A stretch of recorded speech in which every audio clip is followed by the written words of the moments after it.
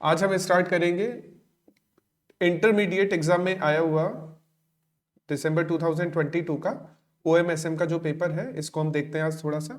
हम ये देखते हैं कि पेपर किस तरह का आया था, किस तरह के क्वेश्चन एग्जाम में पूछे गए थे, पैटर्न किस तरह का था, हम इसको भी थोड़ा सा ऑब्जर्व करेंगे।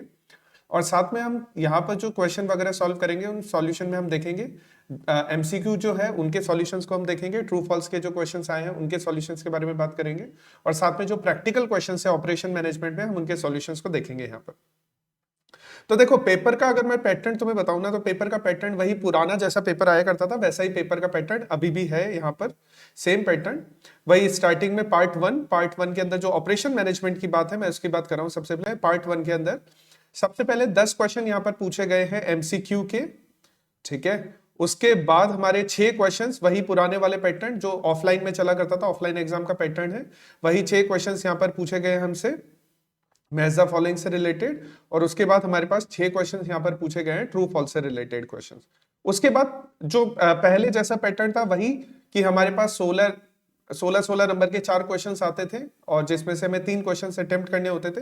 तो वही है कि 2 to 5 मतलब टोटल 4 क्वेश्चंस है और अटेम्प्ट एनी 3 क्वेश्चंस, हमें 3 क्वेश्चंस अटेम्प्ट करने।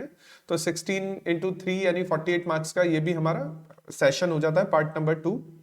और इसमें ये क्वेश्चन जो है ना, चलो इसके बारे में थोड़ा बाद में देखेंगे क्वेश्चंस वगैरह के बारे में। बाकी वैसे ही क्वेश्चन आए हैं जैसा हमने एक्सपेक्ट किया था। यहाँ पर ये थोड़ा सा ये ब्लर है, ठीक है, ऐसा मेरे को एक स्टूडेंट ने क्वेश्चन पेपर भेजा था, लेकिन ठीक है हम इसको थोड़ा सा देख लेंगे एक बार। उसके बाद हमारा जो SM वाला पोर्शन है, तो SM वाला पोर्शन भी वही जो ऑफलाइन एग्जाम में हुआ करता था वैसा ही पोर्शन पूछा गया है, वैसा ही पोर्शन दिया गया है यहाँ पर। तो वही कुछ क्वेश्चन 6 क्वेश्चंस तो यहाँ पर MCQ के हमारे पास में, और बाकी के हमारे पास में वही 2 क्वेश्चन सॉल्व करने आउट ऑफ 3 क्वेश्चन 7, 8, 9, ठीक है। और इसमें 12 into 2 यानी 24 मार्क्स के हमारे पास ये क्वेश्चन हो जाते हैं। तो चलो हम स्टार्ट करते हैं, जो ऑपरेशन मैनेजमेंट के MCQs हैं हम उनसे स्टार्ट करते हैं। MCQs बहुत आसान आए थे, ठीक है। जितने भी MCQs थे उनमें से ज्यादातर जो MCQs थे मैंने जो तुम्हें फाइल दी थी MCQ वाली फाइल, ठीक है, जिसमें 250 के आसपास क्वेश्चंस थे। ज्यादातर का मतलब सिर्फ एक क्वेश्चन नहीं है, बाकी सारे क्वेश्चंस वहीं से आए हैं अपने। तो हम एक एक करके क्वेश्चंस को यहाँ पर डिस्कस कर लेते हैं। जैसे क्वेश्चन नंबर 1 MCQ का क्वेश्चन नंबर 1 है, while referring to customer service objective of operation management primary consideration movement of a given requested और acceptable specification can be associated with which one of the following principal function. देखो ये बोल रहा है कि customer ने कुछ भी रिक्वेस्ट किया है, ठीक है, हमने कुछ प्रोवाइड करवाया है, गिवन वी आर गिवन, ठीक है, हमने कुछ प्रोवाइड करवाया है, कस्टमर ने रिक्वेस्ट किया है और हमने उसकी रिक्वेस्ट को एक्सेप्ट कर लिया है। उस एक्सेप्टेंस, ये सारा चीजें कस्टमर ने हमें गुड्स की रिक्वायरमेंट के बारे में बताया, हमने उसको एक्सेप्ट कर लिया और फिर हम गुड्स का मूवमेंट कर रहे हैं, ठीक है। और मूवमेंट का मतलब सिंपली ट्रांसपोर्टेशन है।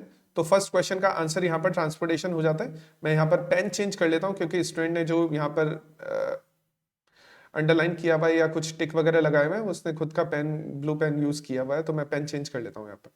तो मूवमेंट ऑफ गिवन रिक्वेस्टेड और एक्सेप्टेबल स्पेसिफिकेशन, कस्टमर ने कुछ रिक्वेस्ट किया, हमने एक्सेप्ट किया, ऐसा स्पेसिफिकेशन जो हमारे पास ऑलरेडी था उसका हम मूवमेंट कर रहे हैं। तो मूवमेंट सिंपली क्या बोला जाएगा, मूवमेंट को बोला जाएगा सिंपली ट्रांसपोर्टेशन, ठीक है। अब जब देखो ये वाला क्वेश्चन, सेकंड वाला क्वेश्चन थोड़ा सा इंटरेस्टिंग है क्योंकि ये वाला क्वेश्चन मैंने जो तुम्हें फाइल दी थी उस फाइल में अवेलेबल नहीं था, लेकिन ये क्वेश्चन भी इतना मुश्किल नहीं है क्योंकि अगर ऐसे क्वेश्चंस जो होते हैं ना वो क्वेश्चन सॉल्व करना बहुत ही आसान होता है। जैसे ये वाला क्वेश्चन बोल रहा है which one of the following is not the factor influencing, ठीक है।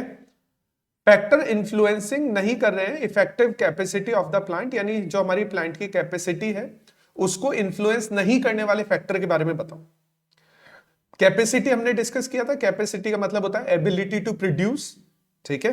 हमारे प्लांट की कैपेसिटी कौन कौन से फैक्टर्स की वजह से इन्फ्लुएंस होती है, हमने इसके बारे में जो कैपेसिटी प्लानिंग चैप्टर है उसके बारे में उसमें पढ़ा था हमने। तो देखो ये सब चीजें है ना, फोरकास्टिंग ऑफ डिमांड, अगर हमारे प्रोडक्ट की कितनी डिमांड रहने वाली है, कम रहने वाली है, ज्यादा रहने वाली है, ठीक है, ऑफ सीजन है, ऑन सीजन है, तो हम उसके अकॉर्डिंग प्रोड्यूस करते हैं, उसके अकॉर्डिंग हमारी कैपेसिटी डिजाइन करते हैं। तो ये वाला तो इन्फ्लुएंस करता है, ठीक है। हमारे प्लांट की एफिशिएंसी कितनी है, मान लो डिमांड तो है हमारे पास में, जैसे मान लो कि हमारे पास ऑर्डर तो है 500 यूनिट्स का, लेकिन हमारा प्लांट नहीं बना सकता है 500 यूनिट्स, ठीक है। तो हमारी जो प्लांट की एफिशिएंसी है ना, वो भी हमारी कैपेसिटी को इफेक्ट करती है। तो ये भी सही पॉइंट है। बहुत सारे ऑपरेशन देखो, मल्टीपल शिफ्ट ऑपरेशन मतलब हम मान लो हमारी प्लांट की कैपेसिटी है 500 यूनिट्स और हमारे पास जो डिमांड आई है वो 1500 यूनिट्स की आई है। तो हम क्या कर सकते हैं, वहां पर 3 शिफ्ट में काम कर सकते हैं, और 3 शिफ्ट में काम करके हमारी 1500 जो यूनिट्स की डिमांड है उसको फुलफिल कर सकते हैं। वो डिपेंड करता है। देखो हमने इस चीज को बहुत अच्छी तरह से डिस्कस किया था कैपेसिटी प्लानिंग वाले चैप्टर में, जब हमने रेगुलर स्टडी की थी, जब हमने नॉर्मल पढ़ाई की थी, उसमें हमने डिस्कस किया था। सो इसका जो आंसर होने वाला है वो ये होने वाला है, proper record keeping of maintenance. क्योंकि मेंटेनेंस वगैरह जो होती है ना, वो मशीनरी वगैरह की होती है मेंटेनेंस, तो उससे ना कैपेसिटी पर, यानी कैपेसिटी पर फर्क पड़ता है। लेकिन है ना, इफेक्टिव कैपेसिटी का हम बात करते हैं ना, तो इफेक्टिव कैपेसिटी उसके मेंटेनेंस वगैरह है, वो उसको इफेक्टिव कैपेसिटी को इतना ज्यादा इन्फ्लुएंस नहीं करती है।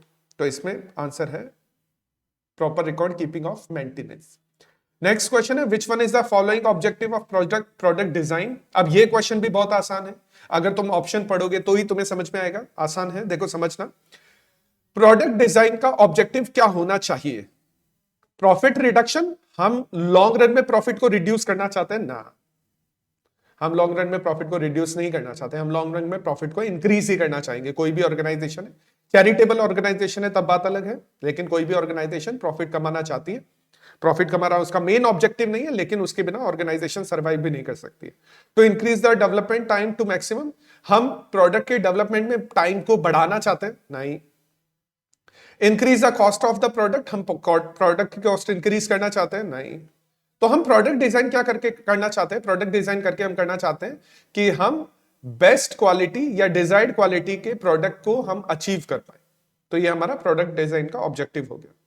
नेक्स्ट, ये वाला जो क्वेश्चन है ना, ये स्पेसिफिक क्वेश्चन है बहुत, यानी है ना, ये वाला क्वेश्चन पूरे मॉड्यूल में अगर तुम पढ़ोगे तो केवल एक ही लाइन लिखी हुई है इस क्वेश्चन को लेकर। मैं तुम्हें वो रेफरेंस दे सकता हूं, लेकिन ठीक है, हमें इतनी ज्यादा रिक्वायरमेंट नहीं है उस रेफरेंस की। लेकिन मैं तुम्हें इतना सा बता देता हूं कि the type of production control which is typically found where a particular bottleneck machine exist in the process of manufacturing. देखो है ना, ऐसा प्रोडक्शन कंट्रोल, ठीक है, जिसमें एक बॉटलनेक मशीन एग्जिस्ट करती है मैन्युफैक्चरिंग के अंदर। अच्छा, बॉटलनेक को हमने क्लास में भी डिस्कस किया था जब हमने कैपेसिटी वाला चैप्टर पढ़ा था, ठीक है। तो बॉटलनेक होता है कि वो प्रोडक्शन प्रोसेस, यानी प्रोडक्शन को बढ़ने नहीं देती या प्रोडक्शन को एक जगह जाकर रोक देता है, ऐसा कोई डिपार्टमेंट, ऐसी कोई मशीन, हमने बॉटलनेक को वहां पर डिस्कस किया था काफी बार।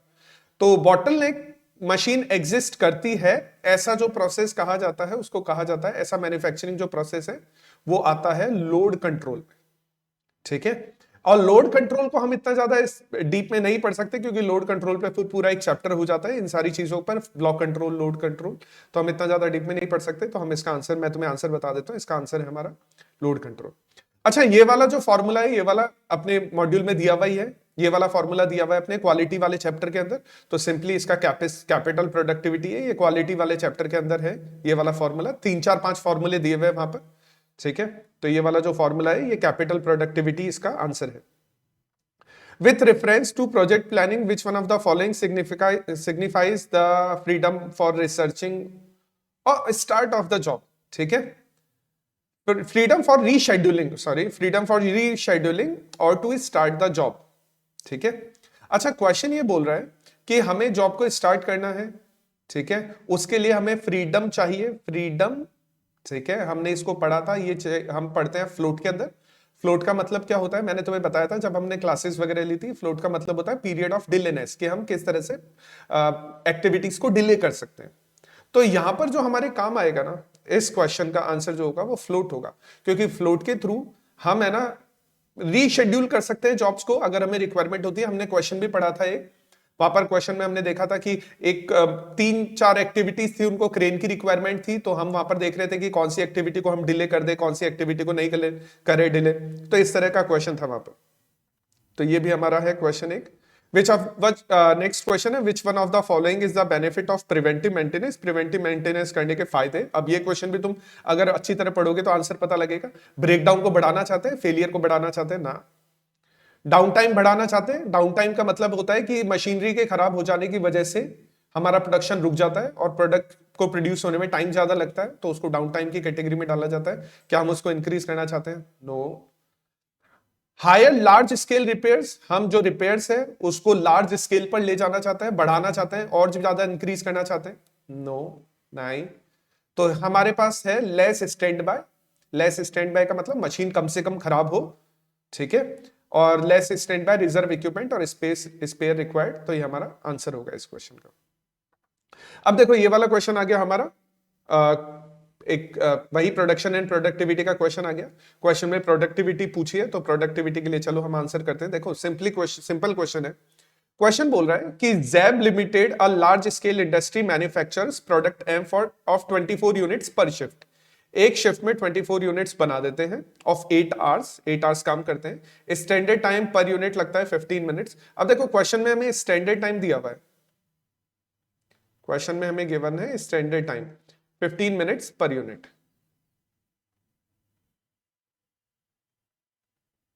तो अगर हम स्टैंडर्ड आउटपुट निकालना चाहे तो स्टैंडर्ड आउटपुट भी निकाल सकते हैं।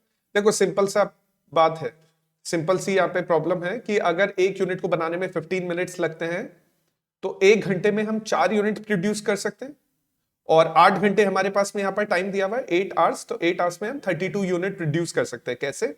हमारे पास अवेलेबल टाइम कितना है? 8 आवर्स, और एक यूनिट बनाने में लगते हैं 15 मिनट्स, ठीक है।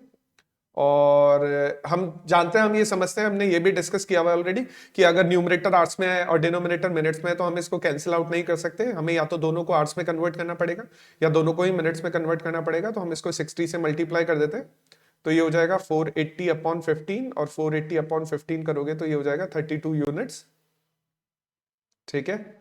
तो कंपनी का प्रोडक्शन होना चाहिए 32 यूनिट्स।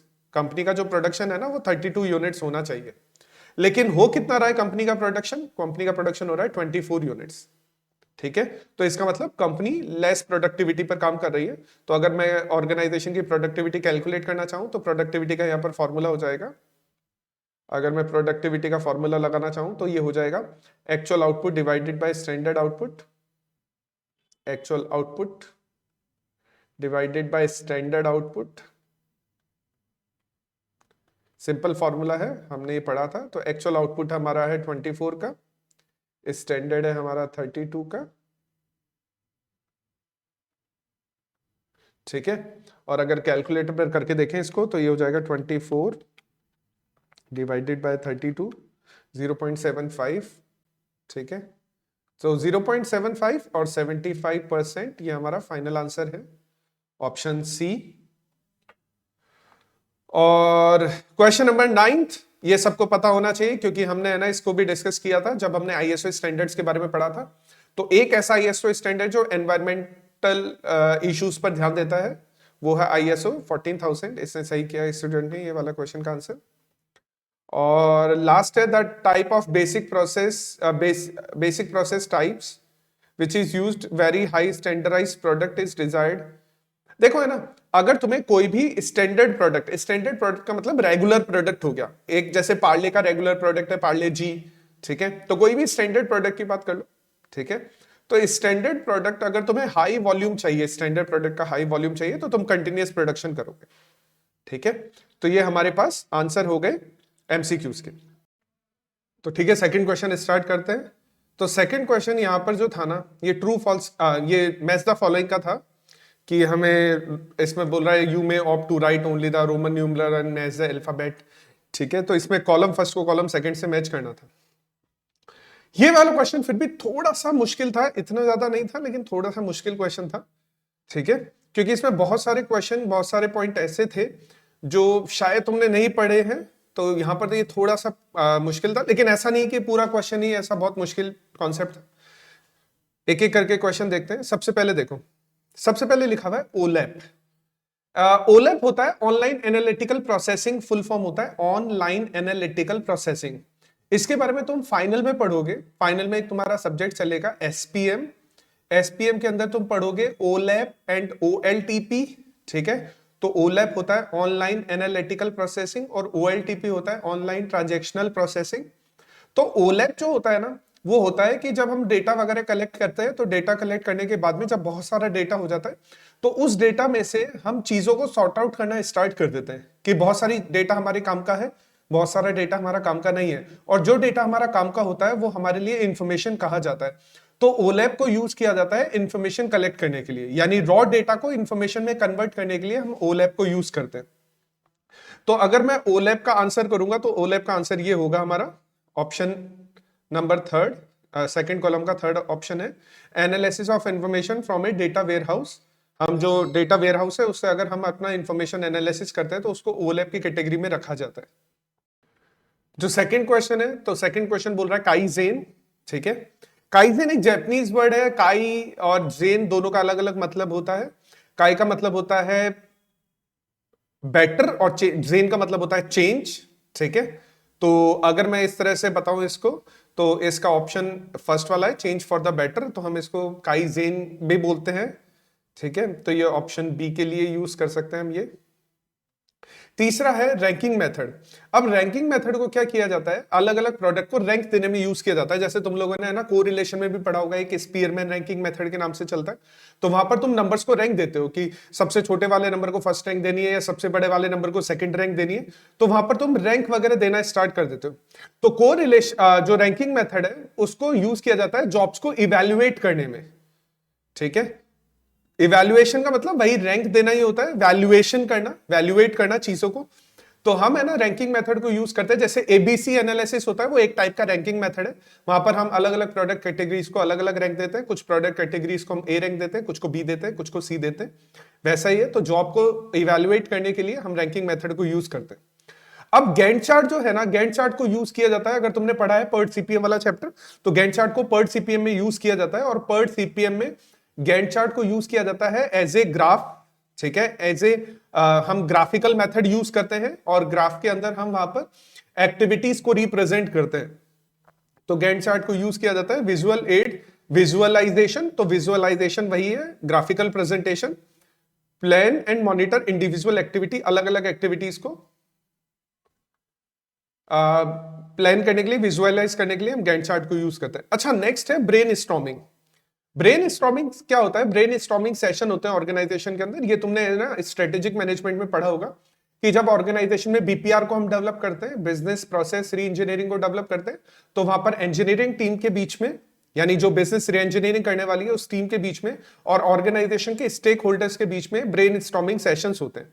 तो ब्रेन स्टॉर्मिंग सेशंस में वो क्या करते हैं, ऑर्गेनाइजेशन का वैल्यू एनालिसिस करते हैं।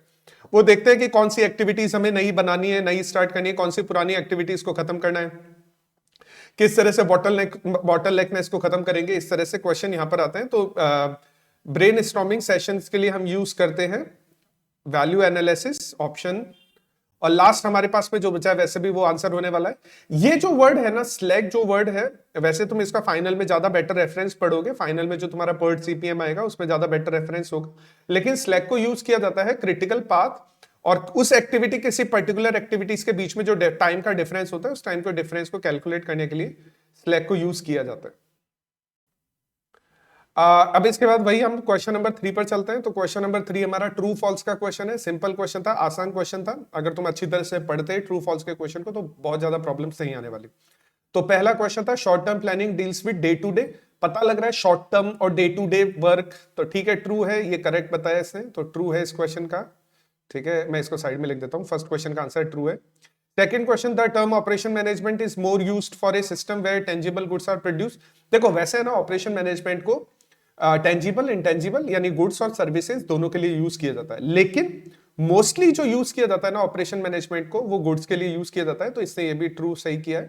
देखो ऑपरेशन मैनेजमेंट का मैंने तुम्हें बताया था, ऑपरेशन मैनेजमेंट का एक मीनिंग होता है प्रोडक्शन मैनेजमेंट, और प्रोडक्शन यूज किया जाता है गुड्स के रेफरेंस में, रेंडरिंग यूज की जाती है सर्विसेज के रेफरेंस में, तो प्रोडक्शन मैनेजमेंट। तो ठीक है, ज्यादातर ऑपरेशन मैनेजमेंट में हम टेंजिबल चीजों के बारे में बात करते हैं।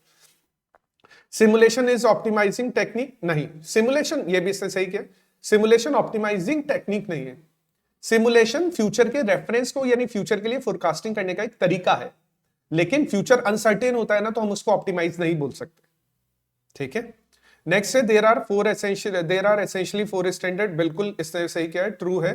क्योंकि 4 होते हैं 9000, 9001, 9002, 9003, तो ऐसे 4 होते हैं 9000 पे 9001 होता है, 9002 होता है, 9003 होता है, तो 4 इसके साथ होते हैं। और भी बहुत सारे होते हैं, वैसे तो बहुत सारे यूज करते हैं, 9004 भी यूज करते हैं, 19001 भी यूज करते हैं, लेकिन मैं स्पेसिफिकली 9000 सीरीज के लिए बता रहा हूं। तो जो 4 मेन जो होते हैं वो 9000, 9001, 2, 3 इस तरह से होते हैं। नेक्स्ट है CPM technique is design for repetitive process. उसके बाद है CPM is design for repetitive project. तो सीपीएम देखो है ना, सीपीएम को यूज किया जाता है, अगर तुमने पढ़ा है पर्ड सीपीएम वाले चैप्टर में आता है सीपीएम, क्रिटिकल पाथ मेजरमेंट नाम से होता है। तो सीपीएम को यूज किया जाता है किसी भी प्रोजेक्ट का ड्यूरेशन कैलकुलेट करने के लिए, ठीक है, कि उस प्रोजेक्ट को कंप्लीट करने में मिनिमम कितना ड्यूरेशन लगने वाला है। तो सीपीएम के अंदर अगर तुमने देखा होगा तो एक्टिविटीज रिपीट नहीं होती, एक जैसी एक्टिविटीज यानी एक जैसी एक्टिविटीज बार बार नहीं आती है, अलग अलग एक्टिविटीज आती है वहां पर। तो सीपीएम को हम रिपीटेटिव प्रोजेक्ट के लिए यूज नहीं कर सकते हैं, क्योंकि दूसरी टेक्निक्स होती है रिपीटेटिव प्रोजेक्ट्स के लिए। तो सीपीएम इससे सही किया है, फॉल्स है, इसका करेक्ट है ये।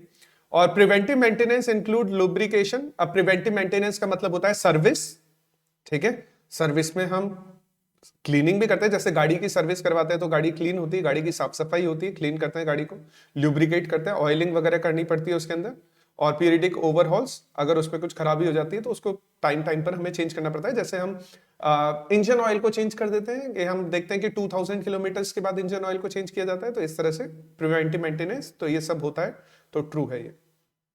तो ये ट्रू फॉल्स वाला भी अपना पोर्शन कंप्लीट हुआ।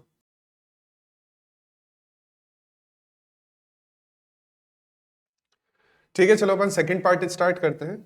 तो सेकंड पार्ट में यहाँ पर दिया हुआ है कि वही मैंने तुम्हें ऑलरेडी बता दिया है कि हमें 3 क्वेश्चन सॉल्व करने हैं, और 2 क्वेश्चन हमें यहाँ पर 2 से लेके 5 तक क्वेश्चन दिए हुए हैं, तो हमें इनमें से 3 क्वेश्चन सॉल्व करने हैं। हर एक क्वेश्चन 16 मार्क्स का है, तो टोटल 48 मार्क्स का हो गया हमारे ये जो पार्ट नंबर 2 है। अब यहाँ पर जो ये क्वेश्चंस दिए हुए हैं स्टार्टिंग में, जैसे फर्स्ट क्वेश्चन, जैसे सेकंड क्वेश्चन का जो ए पार्ट है, ये दोनों ही क्वेश्चन थ्योरी के क्वेश्चन है। मैं कोशिश करूंगा कि थ्योरी के क्वेश्चंस का एक पीडीएफ वगैरह बनाकर मैं डिस्क्रिप्शन में डाल दूं।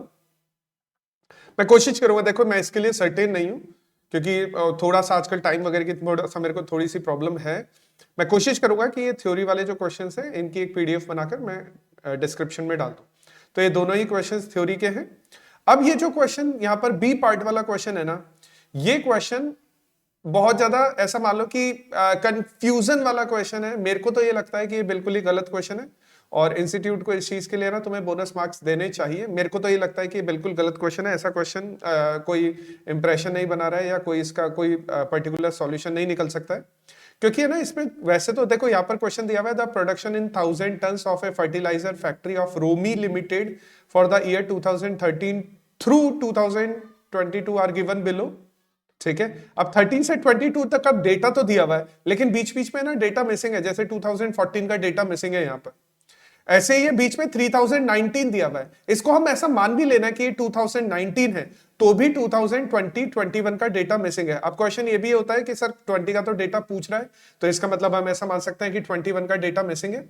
तो अगर बीच में से कोई डेटा मिसिंग होता है, कि हमारे पास कोई सीरीज गिवन है, उसके बीच में से अगर कोई डेटा मिसिंग होता है, तो हम उसको इंटरपोलेशन से सॉल्व करते हैं, ना कि हम उसको फोरकास्टिंग से सॉल्व करते हैं।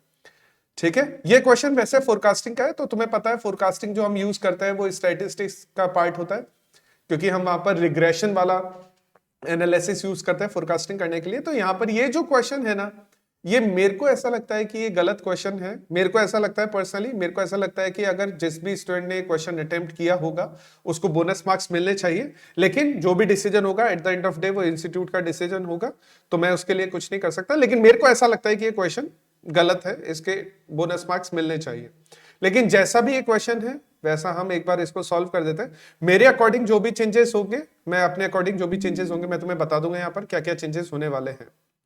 तो मेरे अकॉर्डिंग पहला चेंज तो ये होगा कि ये जो डेटा है ना 2013 से लेकर 2019 तक है, यहां पर पहला चेंज है।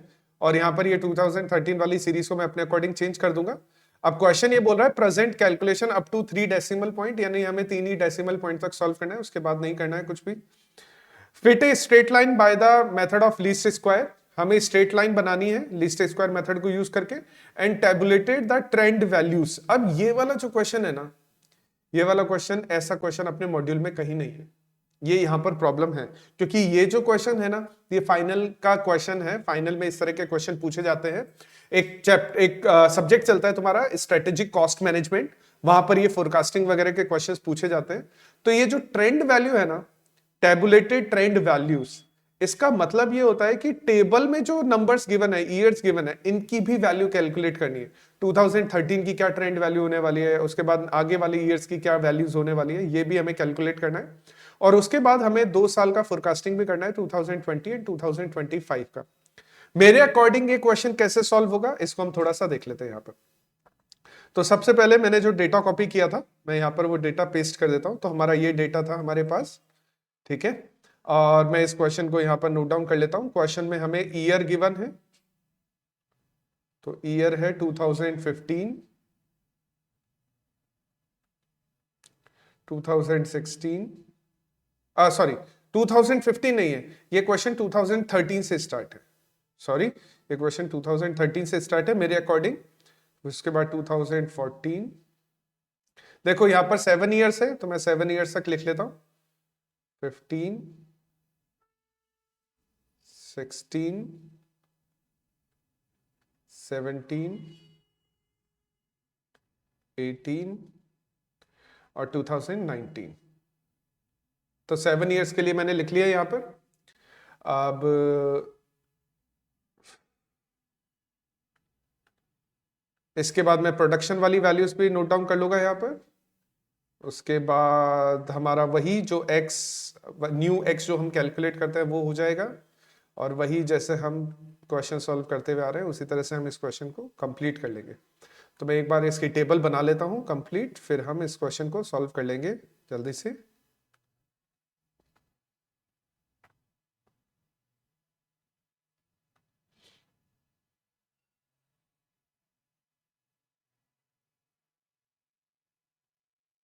ठीक है, तो नेक्स्ट आ जाएगा यहाँ पे प्रोडक्शन। प्रोडक्शन इन 1000 टन्स दिया हुआ है, तो प्रोडक्शन है 70, 75, 90, 98, 85, 91 एंड 100। अब हमें क्वेश्चन की कोई रिक्वायरमेंट नहीं है, अब हमें क्वेश्चन नहीं चाहिए।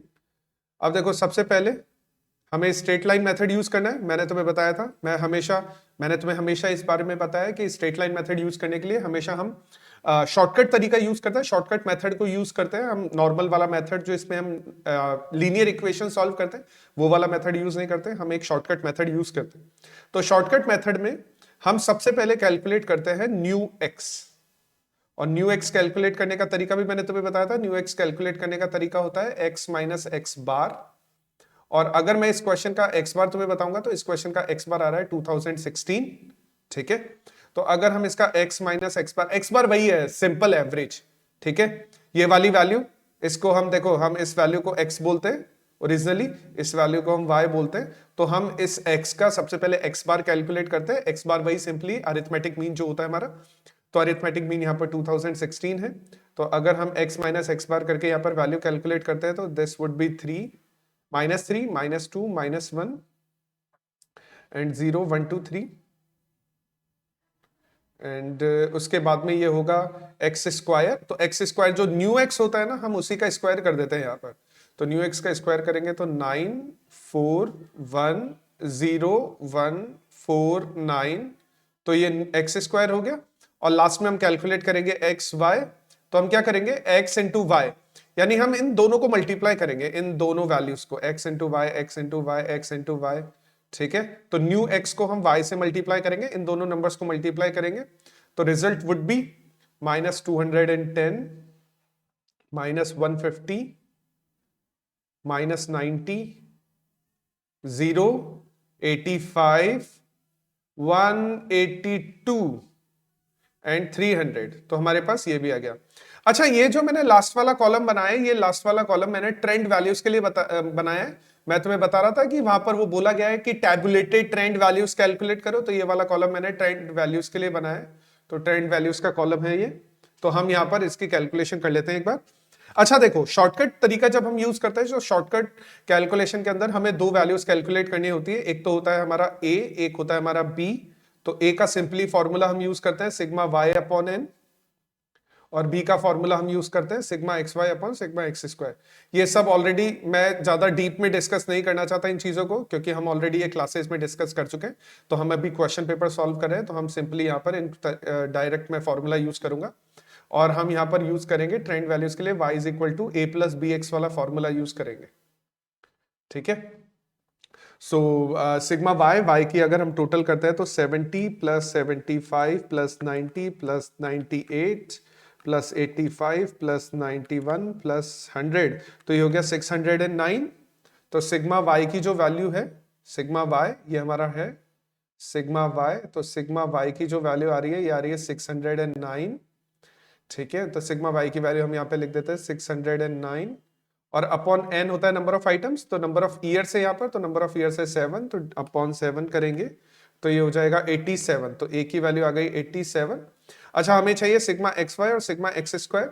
ठीक है, हमें यहाँ पर दो वैल्यूज चाहिए, एक तो हमें चाहिए एक्स वाई का टोटल, ठीक है, और एक हमें चाहिए एक्स स्क्वायर का टोटल।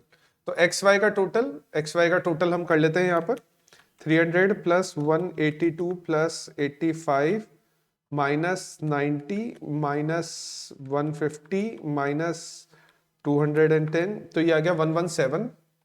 एक्स वाई का टोटल आ गया 117 और एक्स स्क्वायर का टोटल करते हैं तो 9 और 1 10 4 14 14 28 ये आ रहा है। ठीक है, तो 117 डिवाइडेड बाय 28 ये हो गया 4.179, 4.179। ठीक है, अब देखो मैंने तुम्हें इसका शॉर्टकट भी बताया था। जब हम जो भी वैल्यूज कैलकुलेट करते हैं और अगर वैल्यूज हमें लगातार जो कंटिन्यूअस ईयर होते हैं अगर इनमें कैलकुलेट करनी हो तो हम कुछ नहीं करते, बहुत आसान है। मैंने तुम्हें बताया था बी का मतलब होता है चेंज, तो हम है ना ट्रेंड वैल्यूज जल्दी से कैलकुलेट कैसे कर सकते हैं मैं तुम्हें बता देता हूं। फर्स्ट वाली वैल्यू कैलकुलेट करनी है तुम्हें, सिर्फ फर्स्ट वाली वैल्यू के लिए x है -3। तो देखो a की वैल्यू आ गई हमारे पास में, ये रही हमारी a की वैल्यू, ये रही हमारी, एक मिनट रुको, ये है हमारी a की वैल्यू, ये है हमारी b की वैल्यू और x की वैल्यूज देखो यहां पर ये सारी x की वैल्यूज लिखी हुई है। तो हम इन वैल्यूज को यूज करके सबसे पहली कैलकुलेशन कर लेते हैं और उसके बाद वाली कैलकुलेशन करना आसान हो जाता है। तो हम कैसे करते हैं, तो y is equal to a plus b x है, तो पहले मैं b इंटू एक्स कर लेता हूं। तो b है 4.719 इंटू एक्स करेंगे तो x है 3 है माइनस का, और उसमें ऐड कर देंगे हम a है 87, तो ये हो जाएगा 74.46। तो फर्स्ट वाली जो वैल्यू होगी ना यहाँ पर, फर्स्ट वाली वैल्यू होगी 74.464। अच्छा, डेसिमल के बाद 3 पॉइंट्स का कैलकुलेट करना है, तो मैंने डेसिमल के बाद यहाँ पर 3 पॉइंट्स का कैलकुलेट कर लिया। कैलकुलेशन यहाँ पर लिखनी पड़ती है, जब तुम एग्जाम में इस क्वेश्चन को सॉल्व करते हो तो कैलकुलेशन लिखनी पड़ती है। तो कैलकुलेशन हमने की है, यहाँ पर एक कैलकुलेशन लिख दो सफिशिएंट होती है। y is equal to 87 plus b की वैल्यू है 4.179 इंटू एक्स की वैल्यू है -3। तो मैंने यहां पर ये सारी कैलकुलेशन लिख दी। अब इसके बाद जो कैलकुलेशन होती है मैंने तुम्हें बताया था आसान तरीका है, तुम्हें कुछ नहीं करना है, बस इसमें जो चेंज है यानी b 4.179 बस उसको ऐड करते रहना है। तो प्लस 4.179, तो ये हो जाएगा 78.643, 78.643। नेक्स्ट हो जाएगा 82.822,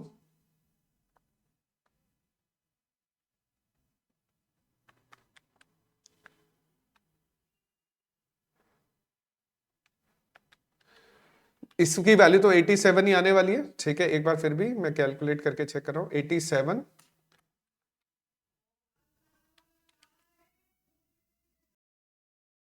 नेक्स्ट वाली वैल्यू हो जाएगी अपनी 91.179। ठीक है, और नेक्स्ट वाली हो जाएगी 95.358, 95.358, और नेक्स्ट वाली वैल्यू हो जाएगी 99.537।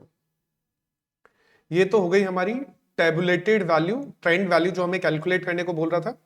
ठीक है, और उसके अलावा देखो क्वेश्चन अगर मैं तुम्हें बताऊं तो क्वेश्चन में दो चीजें और बोल रहा है कि हमें सेकंड पार्ट जो है एस्टिमेटेड प्रोडक्शन फर्टिलाइजर्स का 2020 और 2025 दोनों में कैलकुलेट करना है। तो चलो हम इसको भी सॉल्व कर देते हैं। तो फॉर 2020 हम यहाँ पर कैलकुलेशन कर देते हैं इसकी। थोड़ा सा मैं पेज को स्क्रॉल कर देता हूँ इस तरफ। तो हम कैलकुलेशन कर लेते हैं फॉर 2020 एंड फॉर 2025। इस एरिया में कैलकुलेट कर लेते हैं। तो सबसे पहले कर लेते हैं फॉर 2020।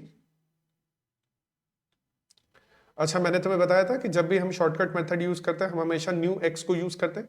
तो 2020 के लिए न्यू एक्स कितना हो जाएगा अपना, न्यू एक्स हो जाएगा अपना, अगर इसी क्वेश्चन के अकॉर्डिंग चलेंगे तो न्यू एक्स वुड बी 4 और y इज इक्वल टू हो जाएगा, y का मतलब यहाँ पर क्या है, y का मतलब है प्रोडक्शन।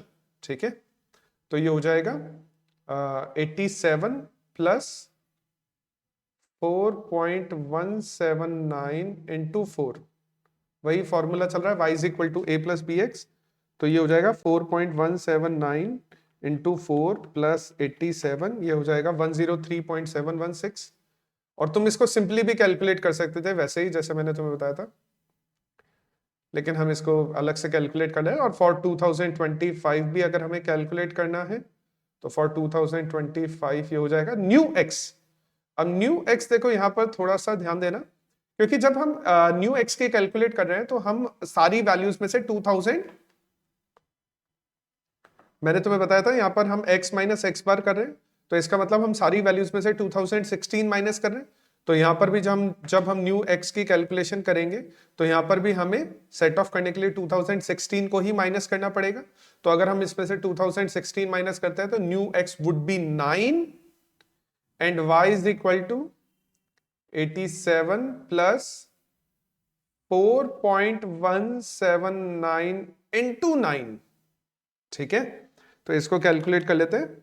4.179 इंटू 9 प्लस 87, तो ये हो जाएगा 124.611। 124.611। अब मेरे अकॉर्डिंग इनके ये आंसर्स होने चाहिए थे। एक तो ये जो टैबुलेटेड वैल्यूज है, ट्रेंड वैल्यू से ये आंसर होना चाहिए था, और दो आंसर उसके अलावा ये हमारे पास होने चाहिए थे। लेकिन ये क्वेश्चन मिस रिप्रेजेंट किया हुआ है, क्वेश्चन सही नहीं है। तो मेरे अकॉर्डिंग इंस्टीट्यूट को इस क्वेश्चन के लिए तुम्हें बोनस मार्क्स देने चाहिए जिन भी स्टूडेंट ने इस क्वेश्चन को सॉल्व करने का ट्राई किया। तो फाइनल आंसर फिलहाल इन दोनों क्वेश्चंस के ये रहे। चलो नेक्स्ट क्वेश्चन देखते हैं। तो नेक्स्ट क्वेश्चन देखो, ये थर्ड क्वेश्चन का जो ए पॉइंट है, गुड प्रोडक्ट डिजाइन के कैरेक्टरिस्टिक्स के बारे में बताना है। 7 कैरेक्टरिस्टिक्स बताने, एनी 7 बोल रहा है, तो क्वेश्चन हो जाएगा। ठीक है, मैं कोशिश करूंगा, मैंने तुम्हें बताया मैं कोशिश करूंगा कि डिस्क्रिप्शन में डाल दूं सारे जो भी अपने थियोरेटिकल क्वेश्चन है उनका सॉल्यूशन।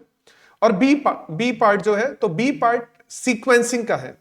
ठीक है, तो क्वेश्चन वैसा जैसा मॉड्यूल में क्वेश्चंस होते हैं वैसे ही क्वेश्चन है कि हमारे पास कुछ टाइम गिवन है, यहाँ पर ए से लेकर ई का जॉब्स का ड्यू डेट दिया हुआ है, number of days work remaining दिया हुआ है ना, और उसके बाद हमें यहाँ पर सॉल्व करना है। तो देखो ऐसा कुछ खास नहीं है इस क्वेश्चन में, आसान क्वेश्चन है, हम यहीं पर कर देते हैं। सबसे पहला है फर्स्ट कम फर्स्ट सर्व। ठीक है, come first come first serve. ठीक है, तो फर्स्ट कम फर्स्ट सर्व के बेस पर सॉल्यूशन हो जाएगा। मैं यहाँ पर इसका सॉल्यूशन लिख देता हूँ यहीं पे साइड में ही लिख देता हूँ। तो फर्स्ट पॉइंट का सॉल्यूशन हो जाएगा A B C D E. मैंने तुम्हें तरीका बताया किस तरह से तुम्हें इसको सॉल्व करना होता है। ठीक है, हम इनके बारे में ज्यादा डिस्कस नहीं कर रहे, अगर देखना है तो प्रॉपर वो वाली क्लासेस जाके देख लो जिसमें हमने इनको डिस्कस किया। सेकेंड क्वेश्चन है अर्ली ड्यू डेट। ठीक है, जिसका ड्यू डेट पहले है, तो सबसे पहले ड्यू डेट किसका है, ई का। उसके सॉरी ड्यू डेट नहीं है तो number of days work remaining है। सबसे ड्यू डेट पहला है सी का, सी के बाद नंबर आएगा अपना ई, फिर आएगा बी, देन हमारा आ जाएगा C B, C E B, then D and then A. तो ड्यू डेट जिसका पहले है पहले वो कंप्लीट हो जाएगा। थर्ड क्वेश्चन है यहाँ पर लीस्ट स्लैक। ठीक है, तो स्लैक कैलकुलेट करने का तरीका होता है, स्लैक कैलकुलेट करने का हमने फॉर्मूला देखा है। स्लैक कैलकुलेट करने का फॉर्मूला होता है due date minus number of days work remaining. ठीक है, फॉर्मूला है due date minus number of days work remaining. तो ड्यू डेट में से number of days work remaining minus करेंगे तो -1, -2 -3 4 एंड 3। तो ये हमारा स्लैक आ गया। और स्लैक कौन सा कैलकुलेट करना है? लीस्ट। लीस्ट का मतलब हमें मिनिमम से स्टार्ट करना है।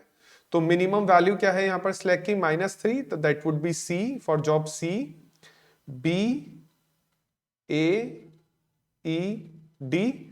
अच्छा, प्रेजेंटेशन कैसे करना है हमने वो क्लास में डिस्कस किया है। इसके बारे में मैं देखो इस वीडियो को थोड़ा बड़ा नहीं करना चाहता, तो हमने वो क्लास में डिस्कस किया है। तो प्रेजेंटेशन वगैरह तुम्हें पता होना चाहिए। एसपीटी शॉर्टेस्ट प्रोसेसिंग टाइम, वो कैलकुलेट होता है number of days work remaining से। तो एसपीटी का अगर मैं क्वेश्चन नंबर 4 का आंसर निकालना चाहूंगा तो एसपीटी का आंसर होगा यहां पर ई, डी, सी, बी, ए। ये शॉर्टेस्ट प्रोसेसिंग टाइम का आंसर हो जाएगा। और लॉन्गेस्ट प्रोसेसिंग टाइम इसका उल्टा हो जाता है शॉर्टेस्ट प्रोसेसिंग टाइम का। ए, बी, सी, डी, ई। ये हमारा 9 नंबर का क्वेश्चन था, बहुत आसान क्वेश्चन था। तो ये हमारे इस क्वेश्चन के सॉल्यूशंस हो गए। Next question number 4। अब क्वेश्चन नंबर 4 का जो फर्स्ट पॉइंट है वो एक असाइनमेंट का क्वेश्चन है। साफ साफ लिखा हुआ है असाइनमेंट कैलकुलेट करना है। असाइनमेंट का क्वेश्चन सेल्स का है, मैक्सिमाइज करना है सेल्स को। तो ये असाइनमेंट का एक स्पेशल टाइप का क्वेश्चन हुआ, मैक्सिमाइजेशन वाली प्रॉब्लम हुई। तो हमें यहां पर देखो क्या क्वेश्चन दिया हुआ है।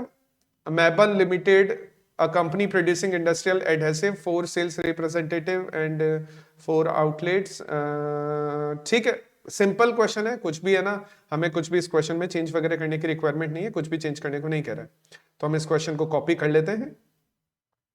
आंसर क्या आएगा, सॉल्यूशन कैसे करेंगे इसको हम यहाँ पर देख लेते हैं। तो ये हमारा असाइनमेंट का क्वेश्चन है और हम इसको यहाँ पर पेस्ट कर देते हैं। अच्छा, असाइनमेंट में ये मैक्सिमाइजेशन की प्रॉब्लम है। तो मैक्सिमाइजेशन असाइनमेंट होता है स्टेप्स, मैंने तुम्हें बताया सारी स्टेप्स लिखनी है, एक एक करके स्टेप्स लिखते हैं हम। जैसे अभी फर्स्ट टेबल बनाएंगे तो वहां पर एक स्टेप आ जाएगी, उसके बाद हम रो ऑपरेशन, कॉलम ऑपरेशन जो भी करते जाएंगे ना उनके लिए स्टेप्स आती जाएगी। तो हम स्टेप्स एक एक करके लिखेंगे। मैं फिलहाल स्टेप्स नहीं लिखूंगा इस क्वेश्चन में। स्टेप्स मैंने तुम्हारे साथ डिस्कस किया था स्टेप्स कैसे लिखनी है। मैं इस क्वेश्चन को सीधा सॉल्व करके इसका आंसर बता देता हूं कि आंसर कैसे कैलकुलेट करोगे। सबसे पहला तुम करते हो, देखो असाइनमेंट का क्वेश्चन मैक्सिमाइजेशन का है। तो मैक्सिमाइजेशन के क्वेश्चन को सॉल्व करने के लिए उसे सबसे पहले तुम्हें मिनिमाइजेशन में कन्वर्ट करना पड़ता है। और मिनिमाइजेशन में जब तुम कन्वर्ट करते हो तो सबसे पहले जो मैट्रिक्स बनती है उसको मैट्रिक्स को कहा जाता है अपॉर्चुनिटी लॉस मैट्रिक्स। तो सबसे पहले हम यहां पर बनाने वाले हैं अपॉर्चुनिटी लॉस मैट्रिक्स। सबसे पहले बनने वाली है अपॉर्चुनिटी लॉस मैट्रिक्स।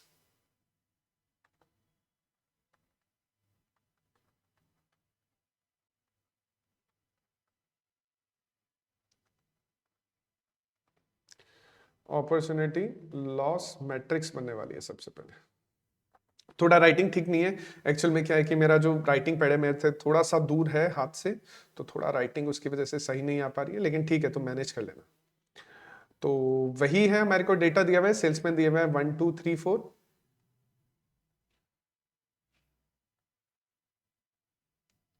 और दूसरी तरफ हमें दिया हुआ है city ABCD। Opportunity loss matrix कैसे बनाते हैं, इस पूरी मैट्रिक्स में से सबसे बड़ा नंबर, तो इस पूरी मैट्रिक्स का सबसे बड़ा नंबर मेरे को लग रहा है 47 है। तो 47 में से हम पूरी मैट्रिक्स को माइनस कर देते हैं, इस पूरी मैट्रिक्स को माइनस कर देते हैं 47 में से। ठीक है, तो जो नंबर्स आने वाले हैं मैं यहाँ पे सारे नंबर्स लिख देता हूँ। सबसे पहला नंबर आने वाला है 0, then it would be 7, then 14, then 26, और ये हो जाएगा अपना कितना हो जाएगा 21। फिर भी एक बार चेक कर लेते हैं 21। ठीक है, तो लगभग 7 की टेबल्स में नंबर आने वाले हैं सारे के सारे, इसका मतलब ये है। तो नहीं, ये नंबर चेंज हो गया, 47 माइनस 35 12। ठीक है, बस मैं ऐसे कैलकुलेटर से इसलिए कर रहा हूँ ताकि कोई गलती नहीं हो जाए, क्योंकि वन टाइम ही रिकॉर्ड हो पाएगा ये सब कुछ, हम इसमें कुछ बाद में चेंज नहीं कर पाएंगे। 47 में से 25 माइनस किया तो ये हो जाएगा 22, और 47 माइनस 20 ये हो जाएगा 27। 47 में से 35, अब देखो ये ऊपर नीचे वाला ये दोनों तो सेम आएगा, तो इसको मैं सेम एज इट इज कर देता हूँ। 12 17 22 27 अच्छा देखो एक बार मैं कंफर्म कर लेता हूँ जो भी हमने कैलकुलेशन की है। 47 माइनस 35 12, 47 माइनस 30 ये तो ठीक है 17, 47 माइनस 25 22 ठीक है। 47 माइनस 29 ये हो जाएगा 18, ये हो जाएगा 22, नेक्स्ट वुड बी 20, 47 ये 26 हो जाएगा ठीक है वैसे तो, और लास्ट वाला हो जाएगा अपना 30, ये हो जाएगा 30। तो सबसे पहले हम क्या बनाते हैं, opportunity loss table. Opportunity loss table के कंप्लीट होने के बाद हम स्टार्ट करते हैं हमारी वही सारी स्टेप्स। तो देखो अपॉर्चुनिटी लॉस टेबल बनाने से पहले तुम्हें एक स्टेप लिखनी पड़ेगी कि अपॉर्चुनिटी लॉस टेबल कैसे कंस्ट्रक्ट की जाती है। उसके बाद हम करेंगे रो ऑपरेशन कॉलम ऑपरेशन वाली स्टेप्स। तो सबसे पहले अब जो टेबल बनने वाली है वो रो ऑपरेशन की टेबल बनेगी ठीक है। तो हम बनाने वाले हैं रो ऑपरेशन टेबल।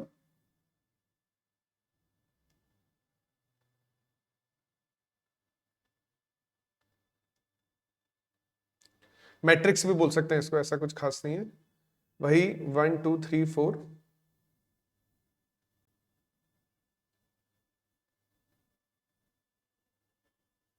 अगर तुम्हें ऐसा लगता है कि तुम्हें पूरा क्वेश्चन नहीं देखना है ठीक है, तुम्हें सिर्फ सॉल्यूशन ही चाहिए, तो थोड़ा सा है ना तुम वीडियो को थोड़ा सा आगे करके चेक कर सकते हो कि थोड़ा सा इसका सॉल्यूशन क्या आंसर आ रहा है, फाइनल आंसर क्या आ रहा है, तुम उस तरह से भी चेक कर सकते हो। और अगर तुम्हारा फाइनल आंसर मैच नहीं हो रहा है, मैच हो रहा है तब तो ठीक है, फाइनल आंसर मैच नहीं हो रहा है तब तुम वीडियो को दोबारा से एक बार देख सकते हो, यानी क्वेश्चन का सॉल्यूशन दोबारा से एक बार देख सकते हो। तो ये हो जाएगा हमारे पास में। रो ऑपरेशन में क्या करते हैं, हर एक रो में से मिनिमम नंबर लेके उसको लेस कर देते हैं। तो फर्स्ट वाली row would be same 0 7 14 and 21। Second row में जो होगा ना वो चेंजेस होंगे क्योंकि सेकेंड रो का सबसे छोटा नंबर है 12, तो पूरी रो में से 12 माइनस करेंगे तो इट वुड बी 0 5 10 एंड 15 ठीक है। और इसमें से मिनिमम नंबर है वही, तो ये हो जाएगा 12, तो ये हो जाएगा 0 5 10 एंड 15। और लास्ट वाली रो में मिनिमम नंबर है 18, तो 18 अगर पूरी रो में से माइनस करेंगे तो 0 4, ये हो जाएगा 8 एंड 12। तो ये हमारी रो ऑपरेशन टेबल कंप्लीट हो गई। तो रो ऑपरेशन टेबल बनाने से पहले मैंने तुम्हें बताया था कि जब भी तुम कोई टेबल बनाओगे तो टेबल बनाने से पहले तुम्हें हमेशा स्टेप लिखनी है। तो रो ऑपरेशन टेबल वाली तुम स्टेप इससे पहले लिखोगे, उसके बाद रो ऑपरेशन टेबल बना लोगे। एक बार जब रो ऑपरेशन टेबल कंप्लीट हो जाएगी तो तुम उसके बाद कॉलम ऑपरेशन टेबल बनाना स्टार्ट करोगे। तो कॉलम ऑपरेशन की टेबल के लिए भी एक बार जो मैं ये है बना देता हूं, सॉरी। तो इस तरफ मैं लिख देता हूं वही 1 2 3 4, ये सेल्समैन का नाम है शायद, और ये सिटी है ABCD। ये अब बनेगी हमारी कॉलम ऑपरेशन टेबल ठीक है, इसको बोलते हैं कॉलम ऑपरेशन टेबल।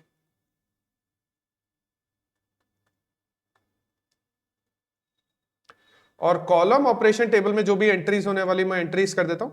अच्छा, कॉलम ऑपरेशन टेबल में एंट्रीज कैसे होती है, हर एक कॉलम में से मिनिमम नंबर सेलेक्ट करते हैं और उसी कॉलम में से हम माइनस कर देते हैं।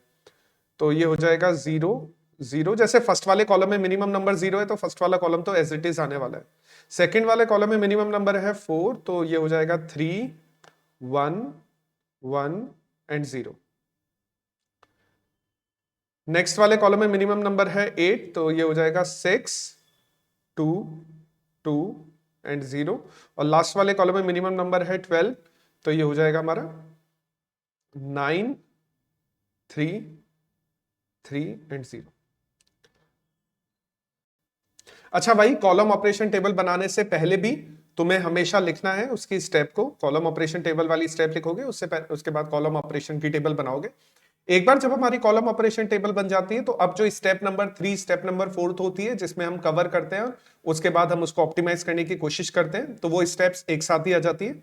तो हम यहाँ पर कॉलम ऑपरेशन टेबल को कवर करते हैं।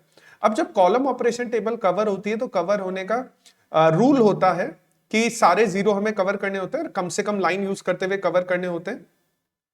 तो अगर मैं उसी रूल को फॉलो करूं तो एक लाइन में ये चारों जीरो कवर हो जाएंगे और दूसरी लाइन ड्रॉ करूंगा तो ये चारों जीरो कवर हो जाएंगे। स्टेप्स के बारे में तुम्हें पता होना चाहिए। ठीक है, मैं ज्यादा स्टेप्स को डिस्कस नहीं करने वाला क्योंकि हम पेपर सॉल्व कर रहे हैं, क्लास नहीं ले रहे इसकी। तो ये इस तरह से हो जाएगा।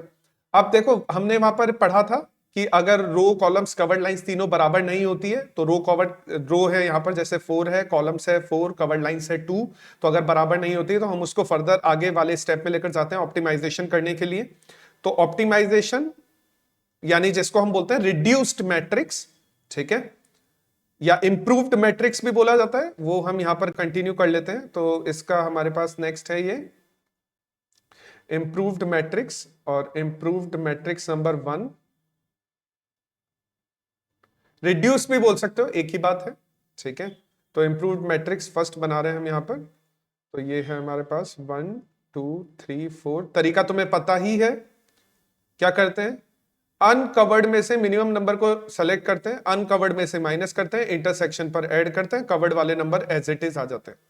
अनकवर्ड में से मिनिमम नंबर, अनकवर्ड का मिनिमम नंबर है 1, अनकवर्ड में से माइनस करेंगे तो ये सब चेंज हो जाएंगे, कवर्ड वाले एज इट इज, और ये जो इंटरसेक्शन वाला नंबर है 0, ये चेंज होकर 1 हो जाएगा। तो ये हो जाएगा 0 0 0 1, ठीक है। उसके बाद ये हो जाएगा 2 0 0 0। देन अनकवर्ड में से माइनस करना होता है तो it would B 5 1 1 and 0, and this would be 8 2 2 and 0। Still देखो अगर तुम कवर करोगे तो कवर करने के बाद तुम्हें पता लगेगा कि सारा कुछ number of rose, number of columns, number of covered lines equal नहीं हुई है, क्योंकि देखो एक लाइन यहां पर, एक लाइन से इसको कवर कर दिया तुमने, एक लाइन ड्रॉ करोगे तो ये कवर हो जाएगा, और एक और लाइन ड्रॉ करोगे तो ये कवर हो जाएगा। तो अभी भी कितना है, रो है 4, कॉलम से 4, कवर्ड लाइन से स्टिल अभी 3 है, तो इसका मतलब एक और इंप्रूव्ड मैट्रिक्स बनेगी। तो हम यहां पर एक और इंप्रूव्ड मैट्रिक्स बना लेते हैं, तो इसको बोलते हैं इंप्रूव्ड मैट्रिक्स नंबर 2। ये हमारा फाइनल आंसर होगा इस मैट्रिक्स में हमारा। तो इंप्रूव्ड मैट्रिक्स नंबर 2 ये हमारा फाइनल आंसर, फाइनल मैट्रिक्स बनेगी, क्योंकि इसमें मेरे को दिख रहा है कि कवर हो जानी चाहिए चारों लाइंस। तो कर लेते हैं, सारी एंट्रीज कर लेते हैं पहले तो 1 2 3 4, और इधर की तरफ आ जाएगा अपना ABCD। और अगर हम यहाँ पे नंबर्स फिल करना चाहें तो नंबर्स हो जाएंगे, देखो कवर्ड एसिटिस आते हैं तो 0 0 एंड 0, और ये इंटरसेक्शन है तो यहां पर ऐड हो जाएगा, मिनिमम नंबर हम 1 सेलेक्ट करेंगे तो it would become 2, it becomes 2, और ये हो जाएगा 2, ये एज इट इज, ये 0 एज इट इज, ये 0 as it is, and 0 becomes 1 क्योंकि इंटरसेक्शन है तो यहां पर ऐड हो जाएगा।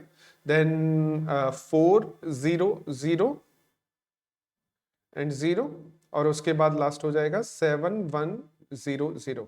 अच्छा, चार हमारे को देखो, नंबर ऑफ रोज है 4, नंबर ऑफ कॉलम्स है 4, नंबर ऑफ कवर्ड लाइंस यहाँ पर 4 हो जाएगी, तो हमें इससे ऊपर टेबल बनाने की कोई रिक्वायरमेंट नहीं है। हम यहीं पर है ना इसी टेबल में सिलेक्शन करना स्टार्ट कर देते हैं। मल्टीपल सॉल्यूशन आ रहे हैं इसमें, ध्यान रखना सॉल्यूशन मल्टीपल है लेकिन उससे कोई फर्क नहीं पड़ेगा, दोनों से ही आंसर सेम आएगा।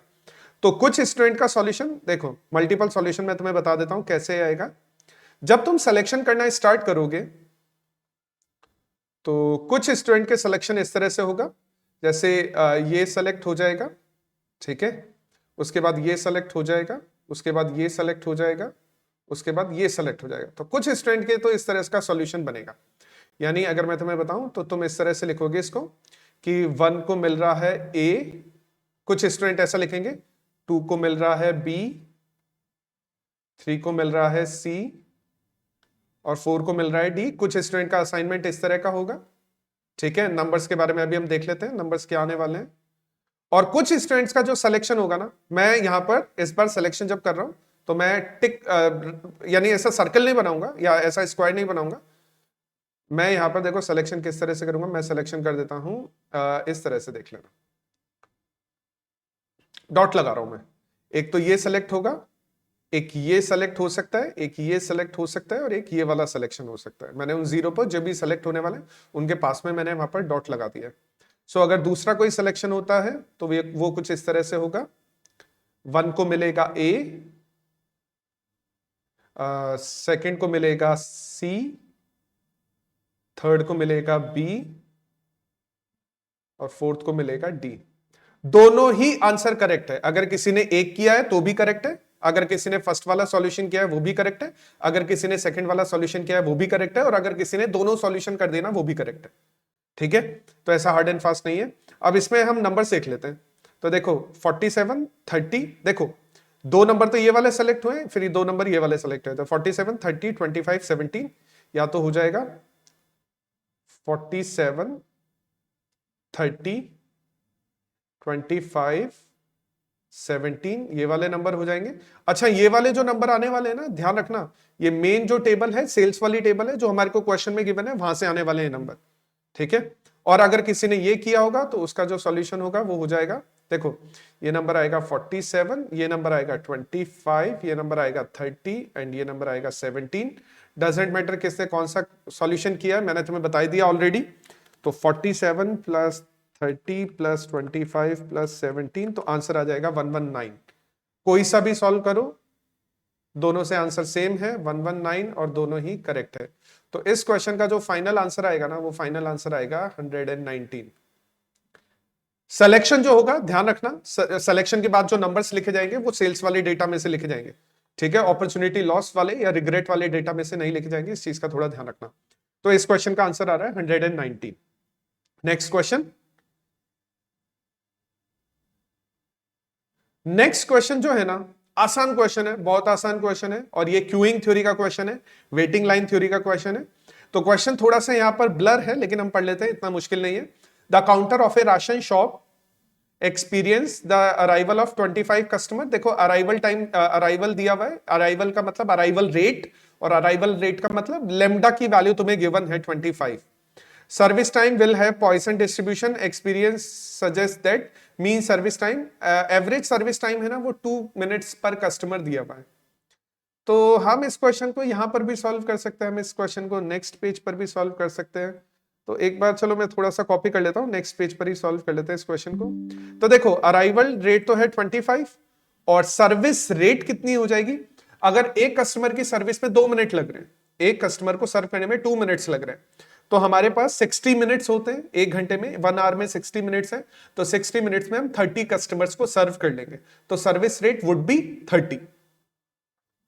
चलो सॉल्व कर लेते हैं इस क्वेश्चन को।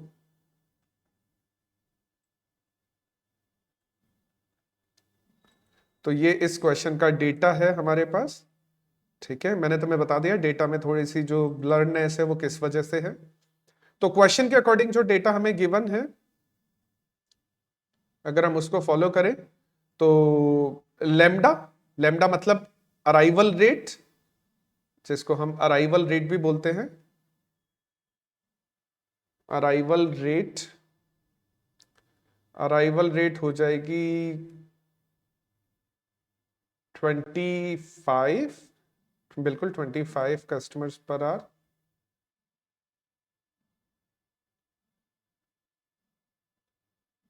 और उसके बाद म्यू, म्यू का मतलब हो जाएगा सर्विस रेट, और सर्विस रेट हमने निकाला था कि एक कस्टमर को सर्व करने में 2 मिनट लगते हैं, तो 60 मिनट्स एक घंटे में, तो 60 मिनट्स का मतलब ये हो जाएगा 30 कस्टमर्स पर आवर। सो ये कैलकुलेट करना था। अब आ जाते हैं हमारे फर्स्ट क्वेश्चन पे। First question system utilization. System utilization का फॉर्मूला होता है लेमडा अपॉन म्यू। ठीक है, तो लेमडा है 25, म्यू है 30। ठीक है, तो 25 अपॉन 30 जब सॉल्व करेंगे तो ये हो जाएगा अपना, वैसे तो पॉइंट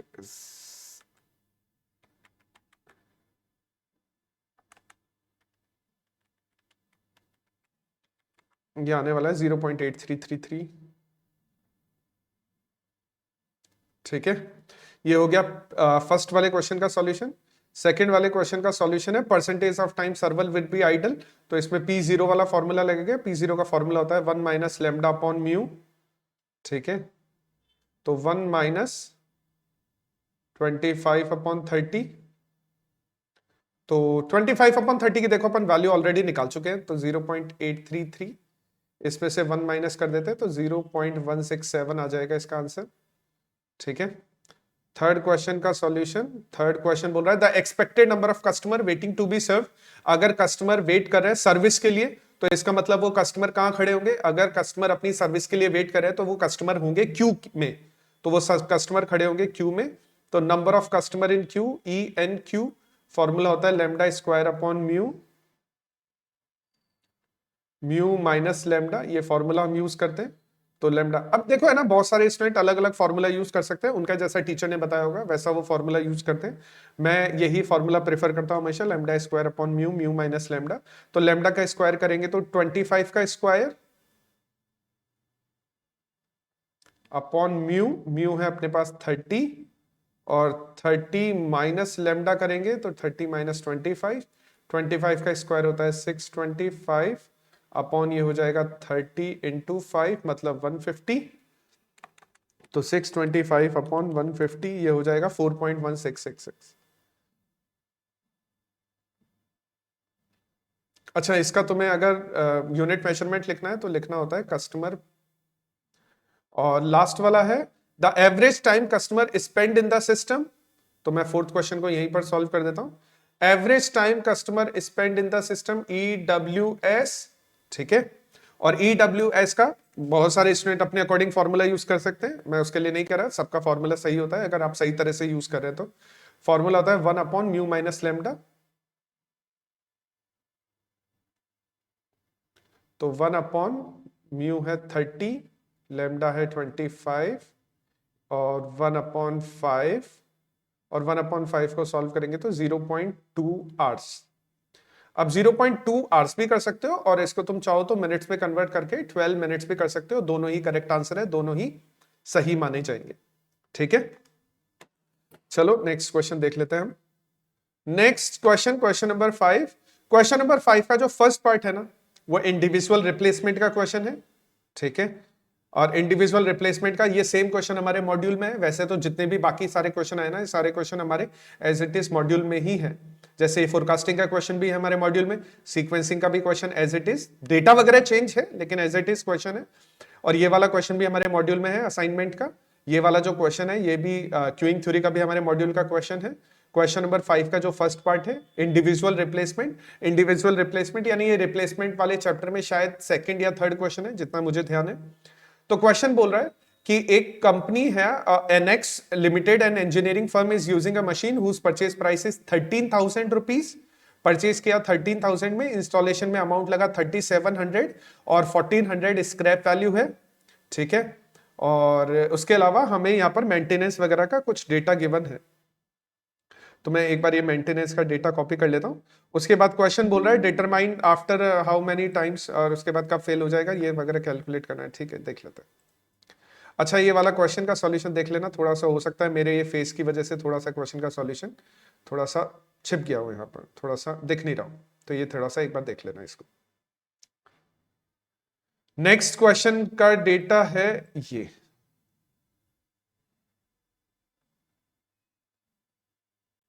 ठीक है। तो हम इसका डेटा एक बार टेबल बनानी है हमें, ठीक है। अगर इंडिविजुअल रिप्लेसमेंट का क्वेश्चन है तो हमें यहाँ पर टेबल बनानी है। तो मैं एक बार टेबल में जो भी कॉलम्स आने वाले हैं एक बार मैं सारे कॉलम्स बना लेता हूँ, और उसके बाद हम इसको थोड़ा सा स्क्रॉल अप कर लेंगे, स्क्रॉल डाउन कर लेंगे, सॉरी। ईयर, कॉस्ट, कॉस्ट का हम क्यूमुलेटिव करते हैं, उसके बाद रीसेल वैल्यू, उसके बाद हम उसके बाद total cost and average cost, ठीक है। इतने कॉलम्स में काम हो जाना चाहिए। तो सबसे पहले क्वेश्चन में दिया हुआ डेटा ईयर,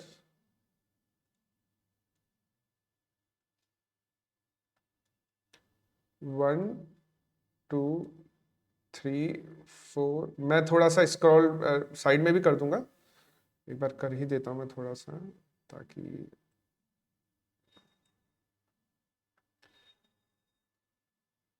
5, 6, 7, 8, 9, मैं इसको स्क्रॉल कर दूंगा थोड़ा, ठीक है।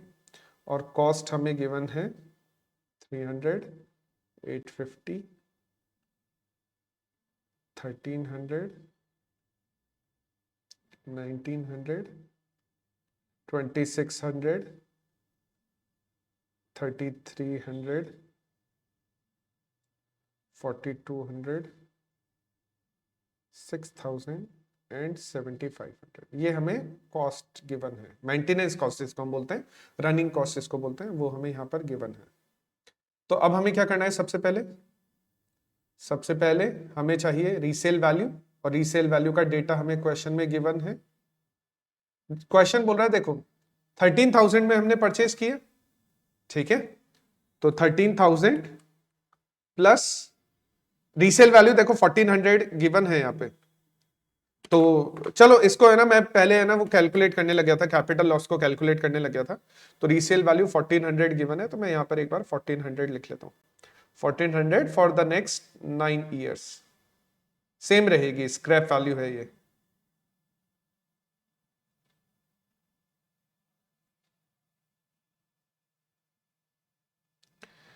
1400 ओवर द ईयर सेम ही रहने वाली है, क्योंकि स्क्रैप वैल्यू है। क्वेश्चन बोल रहा है कि मोनोपोली होने की वजह से आपको उतना ही पैसा मिलेगा हमेशा, चाहे आप फर्स्ट ईयर में रीसेल करो, चाहे आप इसको 9th ईयर में रीसेल करो, उतना ही पैसा मिलने वाला है। तो रीसेल वैल्यू हमारे को गिवन है। सबसे पहले हम क्या करते हैं, जो हमारी रनिंग कॉस्ट होती है, मेंटेनेंस कॉस्ट होती है, उसका हम क्यूमुलेटिव करते हैं सबसे पहले, ठीक है। ये क्वेश्चन का डेटा है, सॉल्यूशन स्टार्ट कर रहे हैं, तो सबसे पहले हम डेटा को क्यूमुलेट करना स्टार्ट करेंगे।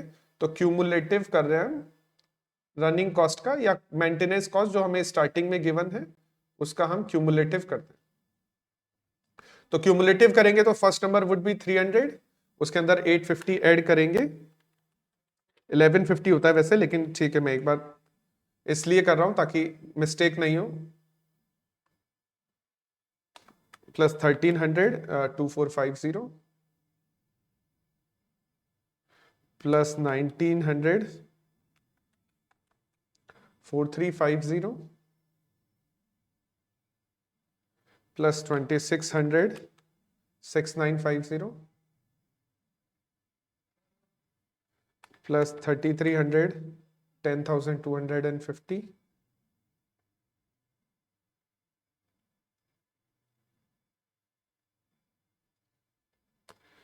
Plus 4200,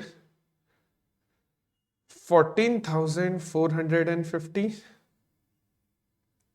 plus 6,000, 20,450, plus 7,500, 27,950। ठीक है, तो मेंटेनेंस कॉस्ट का क्यूमुलेटिव हो गया। अब हम क्या करते हैं, परचेस में से रीसेल वैल्यू, सारा कुछ मैं ऑलरेडी, हम जब क्लासेस ली थी मैंने उसमें बता दिया है, मैं ज्यादा डीप में नहीं जाना चाहता। तो अब हम नेक्स्ट कैलकुलेट करते हैं capital loss. Capital loss calculate करने का तुम्हें तरीका पता है, कैपिटल लॉस कैलकुलेट करते हैं परचेस माइनस रीसेल, और परचेस के साथ इंस्टॉलेशन भी हम ऐड कर लेते हैं, ठीक है। तो हमने देखो परचेस किया था 13,000 में, इंस्टॉलेशन के आ गए थे 3,700, जब हम रीसेल करने जाएंगे तो हमें 1,400 वापस से मिलेंगे, तो 15,300 हमारा कैपिटल लॉस रहेगा ओवर द ईयर्स। चाहे हम फर्स्ट ईयर में सेल करें, चाहे हम सेकेंड ईयर में सेल करें, किसी भी ईयर में सेल करें, हमारा जो कैपिटल लॉस रहने वाला है वो 15,300 का ही रहने वाला है। तो एक बार मैं इसको कंप्लीट कर लेता हूं 15,300 वाली वैल्यूज को।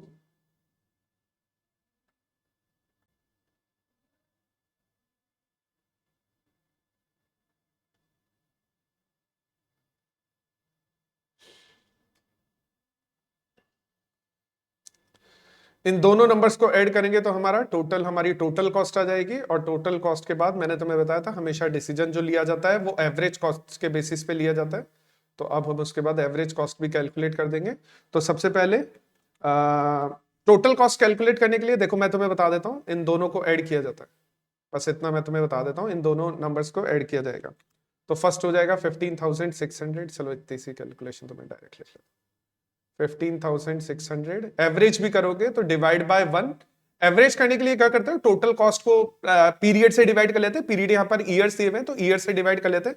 तो 15,600 डिवाइड बाय 1, नेक्स्ट वाला नंबर डिवाइड बाय 2, नेक्स्ट वाला नंबर जो टोटल कॉस्ट में आएगा वो डिवाइड बाय 3 रहेगा। तो इस तरह से हम एवरेज कॉस्ट कैलकुलेट कर लेंगे। तो 15,300 प्लस 1150, 16,450, डिवाइड बाय 2, तो ये हो जाएगा 8225। नेक्स्ट वाला नंबर करेंगे तो 15,300 प्लस 2450, तो 17,750। 17,750 divide by 3, 5916।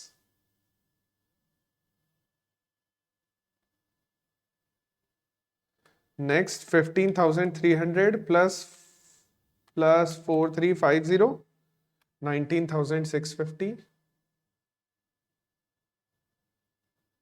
Divide by 4, 4912.5। Next 15,300 plus 6950, 22250।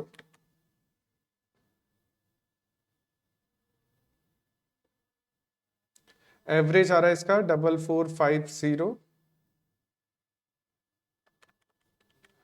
15,300 plus 10,250, ये हो रहा है हमारा 25,550। ठीक है,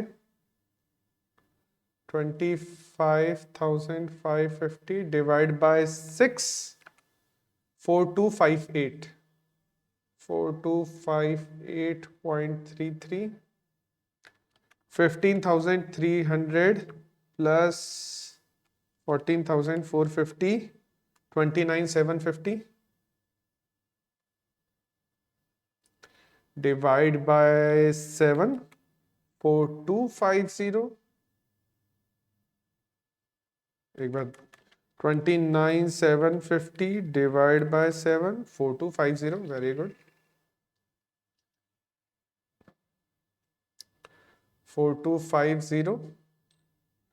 उसके बाद में है 15,300 प्लस 20,450, टोटल हो जाएगा ये 35,750 डिवाइड बाय 8, 4468। ओके, तो हमारा देखो इसके बाद वैसे तुम एक और नंबर बचा है, तुम चाहो तो सॉल्व कर सकते हो। ठीक है, वैसे यहीं पर आंसर आ गया इसका। मैं लास्ट वाला नंबर भी सॉल्व कर देता हूँ, 27,950, तो ये हो रहा है 43,250 डिवाइड बाय 9, तो ये हो रहा है 4805, 4805.55। वैसे तो देखो यहीं पर आंसर आ गया था, क्योंकि ये देखो एवरेज कॉस्ट है ना, डिक्रीज होती जाती है, और एक पीरियड आता है वहां पर मिनिमम हो जाती है। मैं उसको भी हाईलाइट करके बता देता हूँ। एक पीरियड आ रहा है, यहाँ पर मिनिमम हो गई, इसके बाद वापस से इंक्रीज होना स्टार्ट हो गई। तो तुम आंसर क्या लिखोगे, फाइनल आंसर लिखोगे। देखो इसमें दो चीजें पूछ रहा था, determine how many years should be machine replaced और what will be the average cost of replacement. तो तुम्हें दोनों क्वेश्चंस को अलग अलग करके सॉल्व करना है। कैसे करोगे? फर्स्ट क्वेश्चन तुम सॉल्यूशन लिखोगे। फर्स्ट क्वेश्चन का सॉल्यूशन रहेगा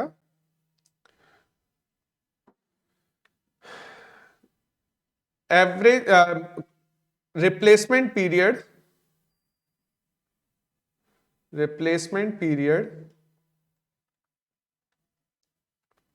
for this machine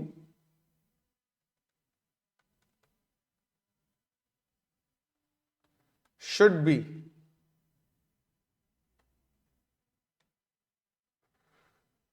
at the end of year, at the end of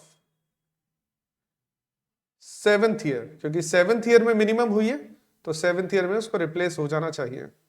और दूसरा जो कॉस्ट ऑफ रिप्लेसमेंट आ रही है, मैं उसके बारे में भी बता देता हूं। कॉस्ट ऑफ रिप्लेसमेंट आएगी 4250। एवरेज कॉस्ट ऑफ रिप्लेसमेंट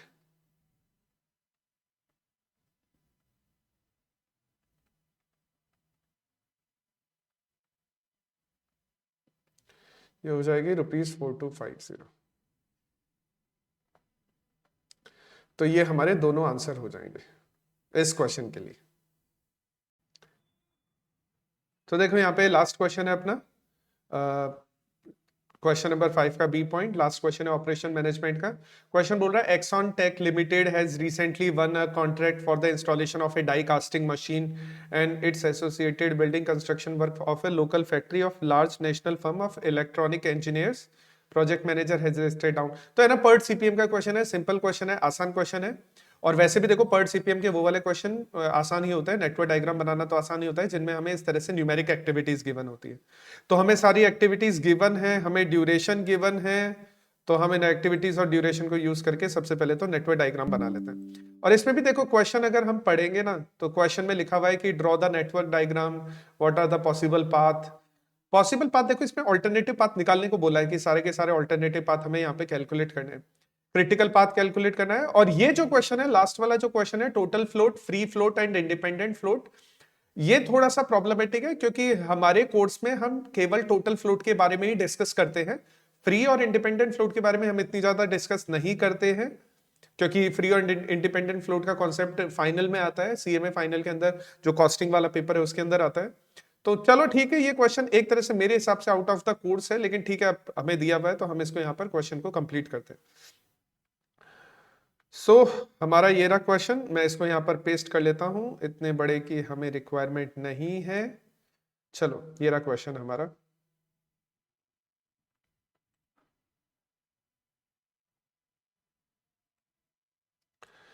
तो ये जो हमें एक्टिविटीज गिवन है, देखो हम चाहे ना तो अल्फाबेटिक एक्टिविटीज को भी यूज कर सकते हैं, और हम चाहे तो न्यूमेरिक एक्टिविटीज को भी यूज कर सकते हैं। लेकिन मैंने तुम्हें बताया कि न्यूमेरिक एक्टिविटीज यूज करना आसान है, तो न्यूमेरिक एक्टिविटीज से नेटवर्क डायग्राम बनाओ, अल्फाबेटिक एक्टिविटी पर जाओ मत फिर उसके बाद। तो हम नेटवर्क डायग्राम बना लेते हैं न्यूमेरिक एक्टिविटीज को यूज करते हुए।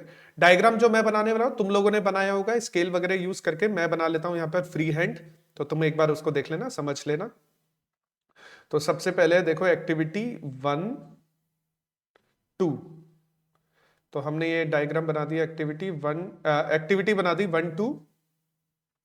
फिर देखो 2 से 3, 2 से 4, 2 से 5 है, तो हमने इसको बनाया 2 से 3 4 5। अब मैं है ना, जब इन एक्टिविटीज को ध्यान से देखता हूं ना, तो देखो यहाँ पर 5 है ना 3 के साथ में भी है, 5 4 के साथ में भी है, इसलिए मेरे को 5 को है ना ऐसे बीच में लिखना पड़ेगा, ताकि 5 है ना, 5 से एक स्ट्रेट लाइन 3 से भी बन जाए, और एक स्ट्रेट लाइन यहाँ पर 4 से भी बन जाए। तो इस तरह से हम लिख लेते हैं यहाँ पर, ठीक है। और उसके बाद है 5 से 6 है, तो मैं 5 से 6 बना लेता हूँ एक एक्टिविटी। और तुम चाहो ना तो हर एक एक्टिविटी पर, जैसे मैंने यहाँ पर 5 से 6 लिखा है, तो 5 से 6 एक्टिविटी कौन सी है, एक्टिविटी जी, तो तुम एक्टिविटी पर जी लिख सकते हो तुम चाहो तो, ठीक है। ऐसा कोई हार्ड एंड फास्ट नहीं है, तो तुम अगर चाहो तो इस तरह से इसको और भी थोड़ा सा कॉम्प्लेक्स बना सकते हो थोड़ा सा। 5 से 6, 6 से 7 है, अब 6 से ही 8 भी है, और 7 से 8 है। तो नेटवर्क डायग्राम तो बहुत आसान है, नेटवर्क डायग्राम बनाना, प्रोजेक्ट मैनेजमेंट, नेटवर्क डायग्राम बनाना, प्रोजेक्ट डायग्राम बनाना तो बहुत आसान है। यहाँ पर मैंने फ्री हैंड बनाया, तो थोड़ा इस वजह से थोड़ा सा लूप वगैरह है वहां पर, वो तुम स्केल से बनाए होगे तो तुम्हारे को प्रॉब्लम नहीं आई होगी। अब हर एक एक्टिविटी का हम ड्यूरेशन लिख लेते हैं, जैसे इसका ड्यूरेशन है 1, इसका ड्यूरेशन है 3, इसका ड्यूरेशन है 15, इसका ड्यूरेशन है 2 5 का है 1, ठीक है। 3 5 का है ड्यूरेशन 10, 4 5 का ड्यूरेशन है 6, 5 6 का ड्यूरेशन है 1, 6 7 का ड्यूरेशन है 1, 6 8 7 8 का ड्यूरेशन है 2, और 6 8 का ड्यूरेशन है 15। वैसे तो देखो क्रिटिकल पाथ साफ साफ दिखाई दे रहा है, ठीक है। बड़ी जो एक्टिविटीज होती है, जिन एक्टिविटीज में ज्यादा टाइम लगता है, वो एक्टिविटीज मिलकर क्रिटिकल पाथ बनाती है, तो क्रिटिकल पाथ तो हमें साफ साफ दिखाई दे रहा है यहाँ पर। तो कंप्लीट है, नेटवर्क डायग्राम कंप्लीट है। अब हमें क्या करना है, एनालिटिकल मेथड भी यूज करना है, क्योंकि देखो फ्लोट अगर हम कैलकुलेट करते हैं ना, तो फ्लोट कैलकुलेट करने के लिए एनालिटिकल मेथड काम आने वाला है, जिसमें हम ई और एल की वैल्यूज कैलकुलेट करते हैं। और हमें ऑल्टरनेटिव पाथ भी बनाना है, ये तो हमारा फर्स्ट क्वेश्चन ही हुआ है, तो हमें ऑल्टरनेटिव पाथ भी बनाना है, क्योंकि सेकंड क्वेश्चन में बोल रहा है कि जितने भी पॉसिबल पाथ है उन सारे पॉसिबल पाथ को यहाँ पर लिखना है। तो हम इसको ऐसे कर देते हैं, तो ये हमारा फर्स्ट क्वेश्चन हो गया। सेकंड क्वेश्चन में हमें सारे पॉसिबल पाथ को लिखना है, ठीक है। तो सारे पॉसिबल पाथ यहां पर लिख देते हैं हम।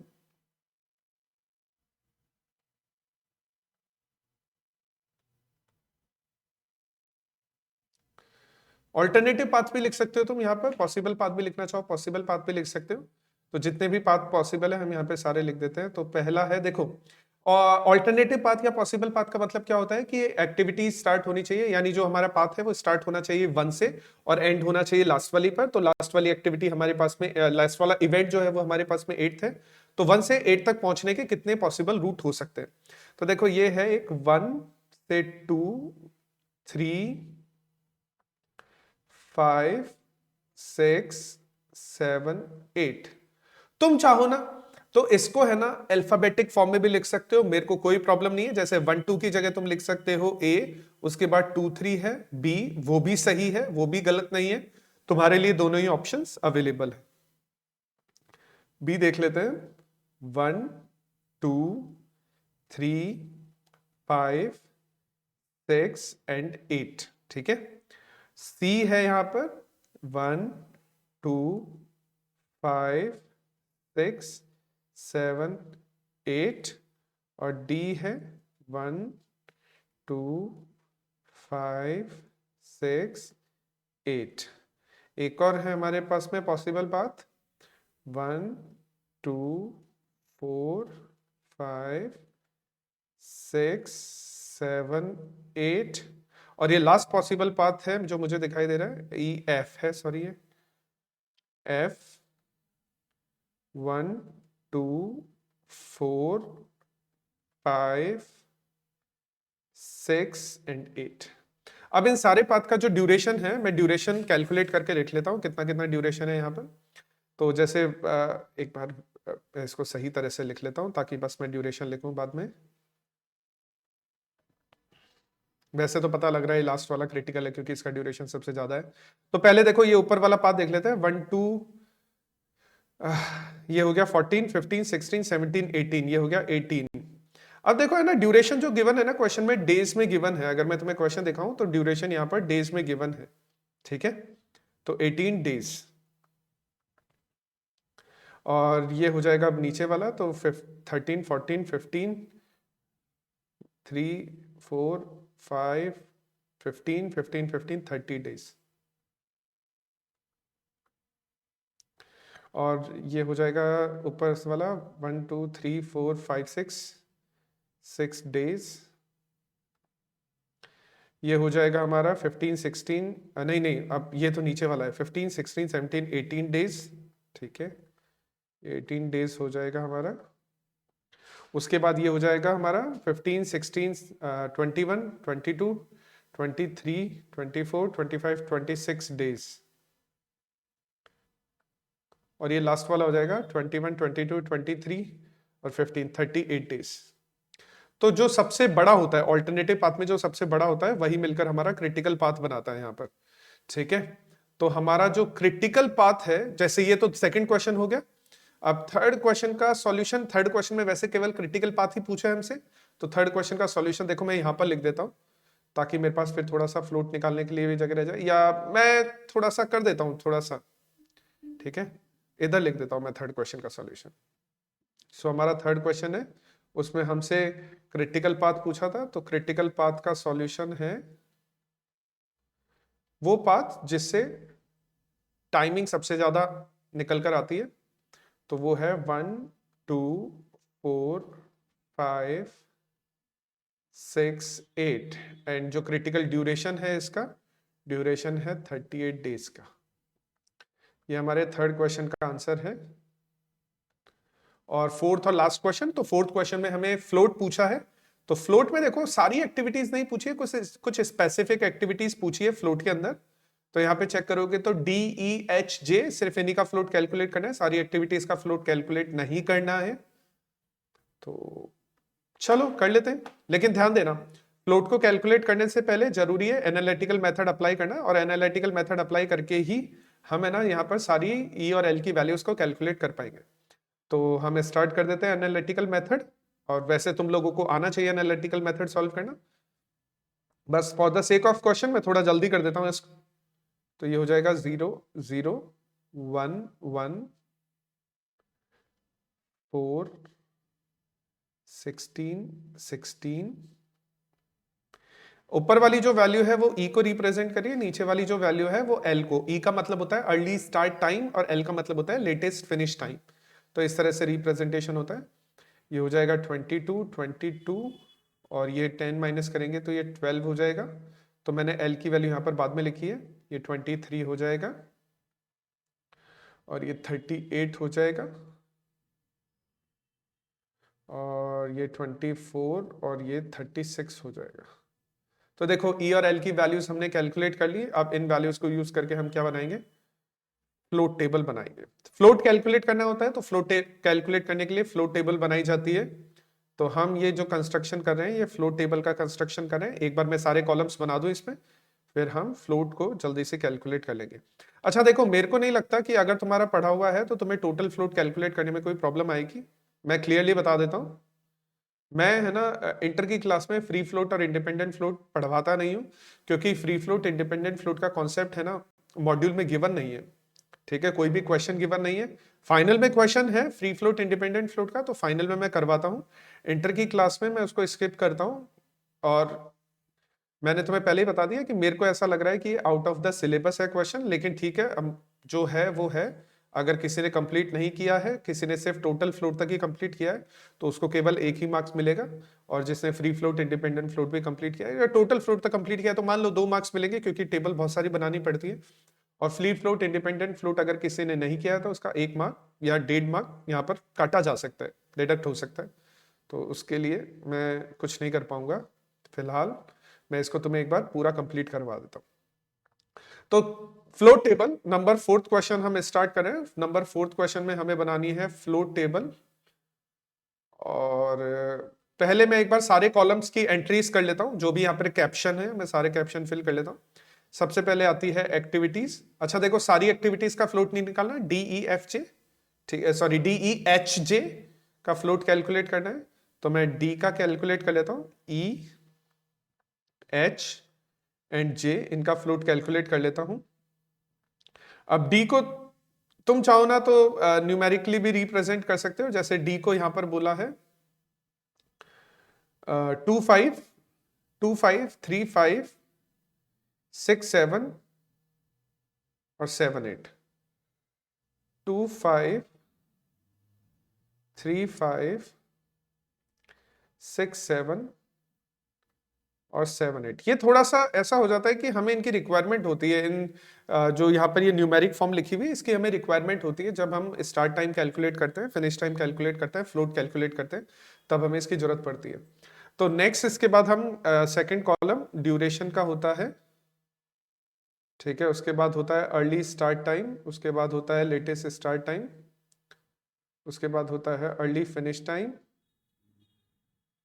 उसके बाद होता है latest finish time, total float, free float, independent float. मैंने तुम्हें फ्री फ्लोट तक के सारे फॉर्मूले लिखवाए हुए हैं। ठीक है, फिर भी मैं एक बार याद दिलवा देता हूं। जैसे कि LST latest start time, latest start time का फॉर्मूला होता है latest finish time minus duration, latest finish time minus duration. और कैसे कैसे कैलकुलेट करते हैं ये भी मैंने तुम्हें बताया है ऑलरेडी। तो इसके लिए तुम्हें वीडियो ही अगर तुम्हें चाहिए पूरा कॉन्सेप्ट तो तुम्हें वीडियो को रेफर करना पड़ेगा, क्योंकि बहुत बड़ा कॉन्सेप्ट है वहां पर।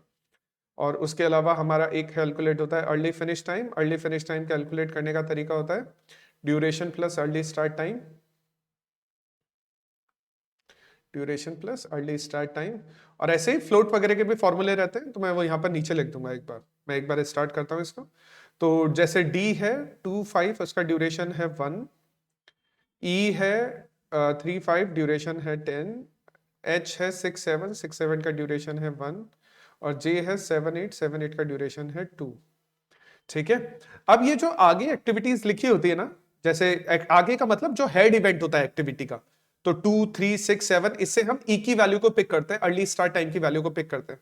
तो 2 पर ई है 4, नहीं 2 पर ई है 1, 3 पर ई है 4, 6 पर है ई 23 और 7 पर है ई 24।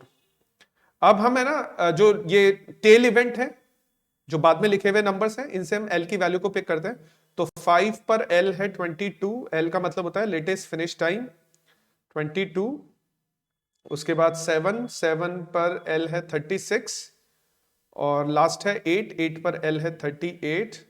अब बाकी ये दो कॉलम्स हम फॉर्मूले से कैलकुलेट करते हैं, और मैंने तुम्हें वो ट्रिक भी सिखा रखी है, 6 इज इक्वल टू 4 माइनस 2, ठीक है, और 5 इज इक्वल टू 2 प्लस 3 वाले ट्रिक भी सिखा रखी है मैंने तुम्हें, ठीक है।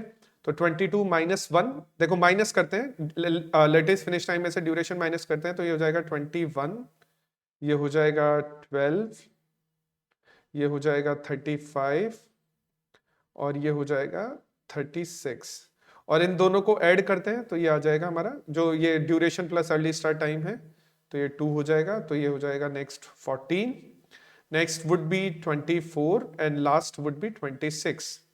अब देखो हमें कैलकुलेट करना होता है total float. Total float calculate करने का तरीका होता है, या तो हम LFT यानी लेटेस्ट फिनिश टाइम में से अर्ली फिनिश टाइम को माइनस कर दें, या फिर दूसरा तरीका होता है कि हम लेटेस्ट स्टार्ट टाइम में से अर्ली स्टार्ट टाइम को माइनस कर दें। दोनों में से कुछ भी करो सेम आंसर आता है।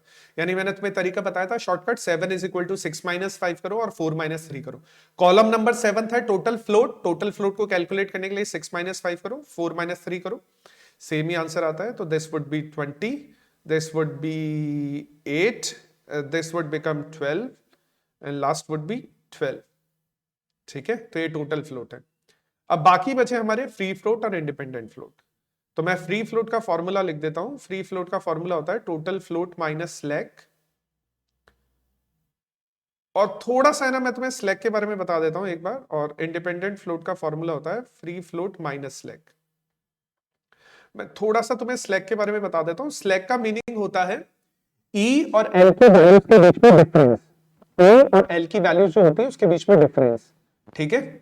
अब मैं हाईलाइट कर रहा हूं कुछ नंबर्स को, टेल इवेंट्स को हाईलाइट कर रहा हूं। इससे हम फ्री फ्लोट, इससे हम स्लैक निकालते हैं फ्री फ्लोट के लिए, और मैं ये जो येलो कलर से हाईलाइट कर रहा हूं इससे हम स्लैक निकालते हैं इंडिपेंडेंट फ्लोट के लिए।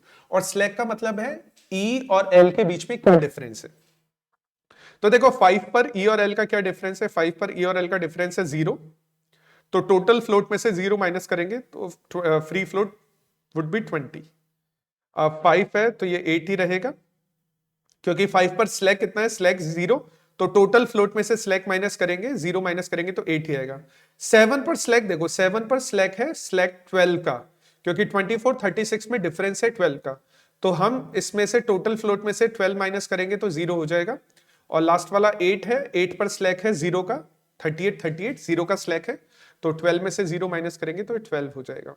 और इंडिपेंडेंट फ्लोट की अगर बात करें तो इंडिपेंडेंट फ्लोट निकलता है फ्री फ्लोट से, और ये जो मैंने येलो वाले हाईलाइट कर रखे हैं इनके स्लैक से। तो 2 पर स्लैक, देखो 2 पर स्लैक है 0 का, तो स्लैक माइनस करेंगे तो ये 20 ही रहेगा। और 3 पर स्लैक अगर तुम देखोगे तो देखो यहाँ पर 3 पर स्लैक देखो 8 का स्लैक है, 4 और 12 के बीच में 8 का डिफरेंस है, तो ये दिस वुड बिकम 0, ये 0 ही रहने वाला है क्योंकि ये कभी भी चेंज नहीं होता। हम कभी इसको डिटेल में समझेंगे कॉन्सेप्ट को। और ये 12 पर देखोगे तो 7 पर स्लैक है, देखो 7 पर 12 का स्लैक है यहाँ पर, तो 12 में से 12 माइनस करोगे इट वुड बिकम 0। तो ये फाइनल क्वेश्चन का आंसर रहेगा अपना, जिसमें हमें फ्लोट कैलकुलेट करना था DEHJ का। तो हमारे ये सारे क्वेश्चंस कंप्लीट हो चुके हैं ऑपरेशन मैनेजमेंट के।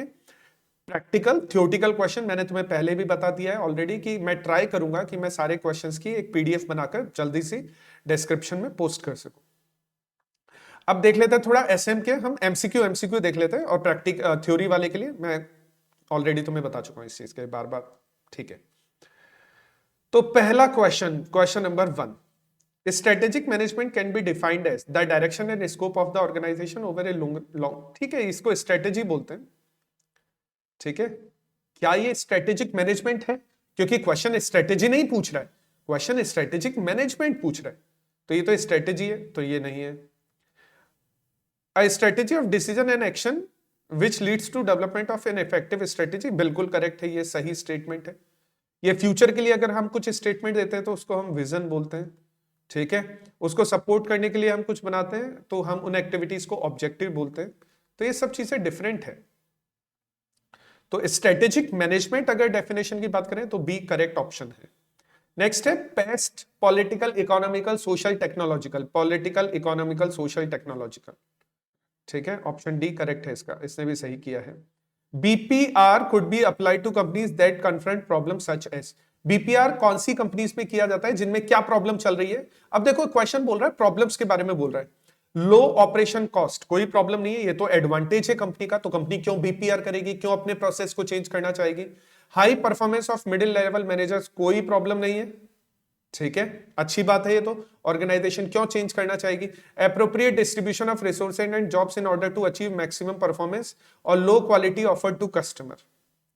अब इन दोनों, ये दोनों रीजन है, नहीं प्रॉब्लम पूछ रहा है ना, हाँ तो अगर मैक्सिमम परफॉर्मेंस अचीव हो रही है तब भी कोई प्रॉब्लम नहीं है, तो इसने ये गलत किया है, इसने दो ऑप्शंस पे पता नहीं कैसे टिक कर रखा है। और लास्ट है low quality offered to customer, ये देखो सही है, अगर हमारी ऑर्गेनाइजेशन में ये प्रॉब्लम चल रही है कि हमारे प्रोडक्ट की क्वालिटी लो है, तो हम उस ऑर्गेनाइजेशन में बीपीआर अप्लाई कर सकते हैं। उसके बाद विजन इज एसोसिएटेड विद, बिल्कुल करेक्ट है, कंपनीज का रोड मैप, ठीक है, कंपनीज का फ्यूचर। उसके बाद while performing SWOT analysis which one of the following can be treated as threat। अब देखो थ्रेट बोल रहा है, तो मैंने इस चारों ऑप्शन देखे अभी। रिडक्शन इन फाइनेंसिंग कॉस्ट, कौन सा थ्रेट है, ये तो अच्छी बात है ना, हमारी फाइनेंसिंग कॉस्ट में रिडक्शन हो रहा है, तो ये तो हमारे लिए अपॉर्चुनिटी है, एडवांटेज है। कंपटीशन कम हो रहा है, ये भी हमारे लिए अपॉर्चुनिटी एडवांटेज है। इंडस्ट्रियल स्टेबिलिटी है, ये भी हमारे लिए एडवांटेज है। तो price cutting war will be the right answer. और ये लास्ट क्वेश्चन देख लेते हैं, which one of the following S is not is part of. McKinsey का 7S फ्रेमवर्क होता है ना, उसमें आता है style, strategy, structure, staff, skill, बहुत सारे 7 आते हैं, एस आते हैं, एस डिफरेंट टाइप के 7S होते हैं, तो उनमें कौन सा नहीं है, उनमें सिनर्जी नहीं है, करेक्ट है इसका भी आंसर, तो सिनर्जी उसके अंदर नहीं आता। Style, structure, staff, skill, strategy, ऐसे बहुत सारे ऐसे हम ऑलरेडी उस टॉपिक के बारे में डिस्कस कर चुके हैं। तो बाकी बचे हुए ये सारे हैं। वैसे देखो ये सारे क्वेश्चन जो यहाँ पर स्ट्रेटेजिक मैनेजमेंट में भी क्वेश्चन पूछे गए हैं ना, ये सारे के सारे क्वेश्चन हमारे नोट्स में से ही पूछे गए हैं, नोट्स के बाहर से एक भी क्वेश्चन नहीं आया है। मेरे को नहीं लगता कि कोई भी एक क्वेश्चन नोट्स के बाहर से आया है, सारे क्वेश्चन हमारे नोट्स में से ही है। हम ये पूरा स्ट्रेटेजिक मैनेजमेंट का पेपर आराम से कंप्लीट कर सकते हैं अगर हमने नोट्स को अच्छी तरह से रीड किया है तो ठीक है, इस वीडियो के लिए फिर इतना ही। हमने जो क्वेश्चन करने थे हमने क्वेश्चन सॉल्व कर लिए हैं। अगर तुम्हें कोई प्रॉब्लम है तो तुम मेरे को कमेंट बॉक्स में इस प्रॉब्लम के बारे में पूछ सकते हो। अगर फिर भी कोई प्रॉब्लम रहती है, वैसे मैंने जितना कोशिश की मैंने सारी प्रॉब्लम तुम्हें सॉल्व करवा दी है, यहाँ पर जितने भी क्वेश्चन थे मैंने सॉल्व करवा दिए। स्टिल अगर कोई प्रॉब्लम रहती है तो तुम कमेंट बॉक्स में तुम अपनी प्रॉब्लम्स के बारे में मेरे से सॉल्यूशन ले सकते हो। और अगर तुम्हें वीडियो पसंद आता है, अगर तुम ये चाहते हो कि मैं और भी इस तरह के वीडियो तुम्हें बना के दूं, तो तुम प्लीज़ मेरे चैनल को लाइक करो, इसको सब्सक्राइब करो, शेयर करो अपने दोस्तों के बीच में। और अगर तुम्हें कोई प्रॉब्लम है, कुछ सॉल्यूशन है या तुम्हारा कोई फीडबैक है, तो डेफिनेटली तुम कमेंट बॉक्स को यूज़ कर सकते हो, मैं सारे कमेंट्स हमेशा पढ़ता हूँ। Thank you.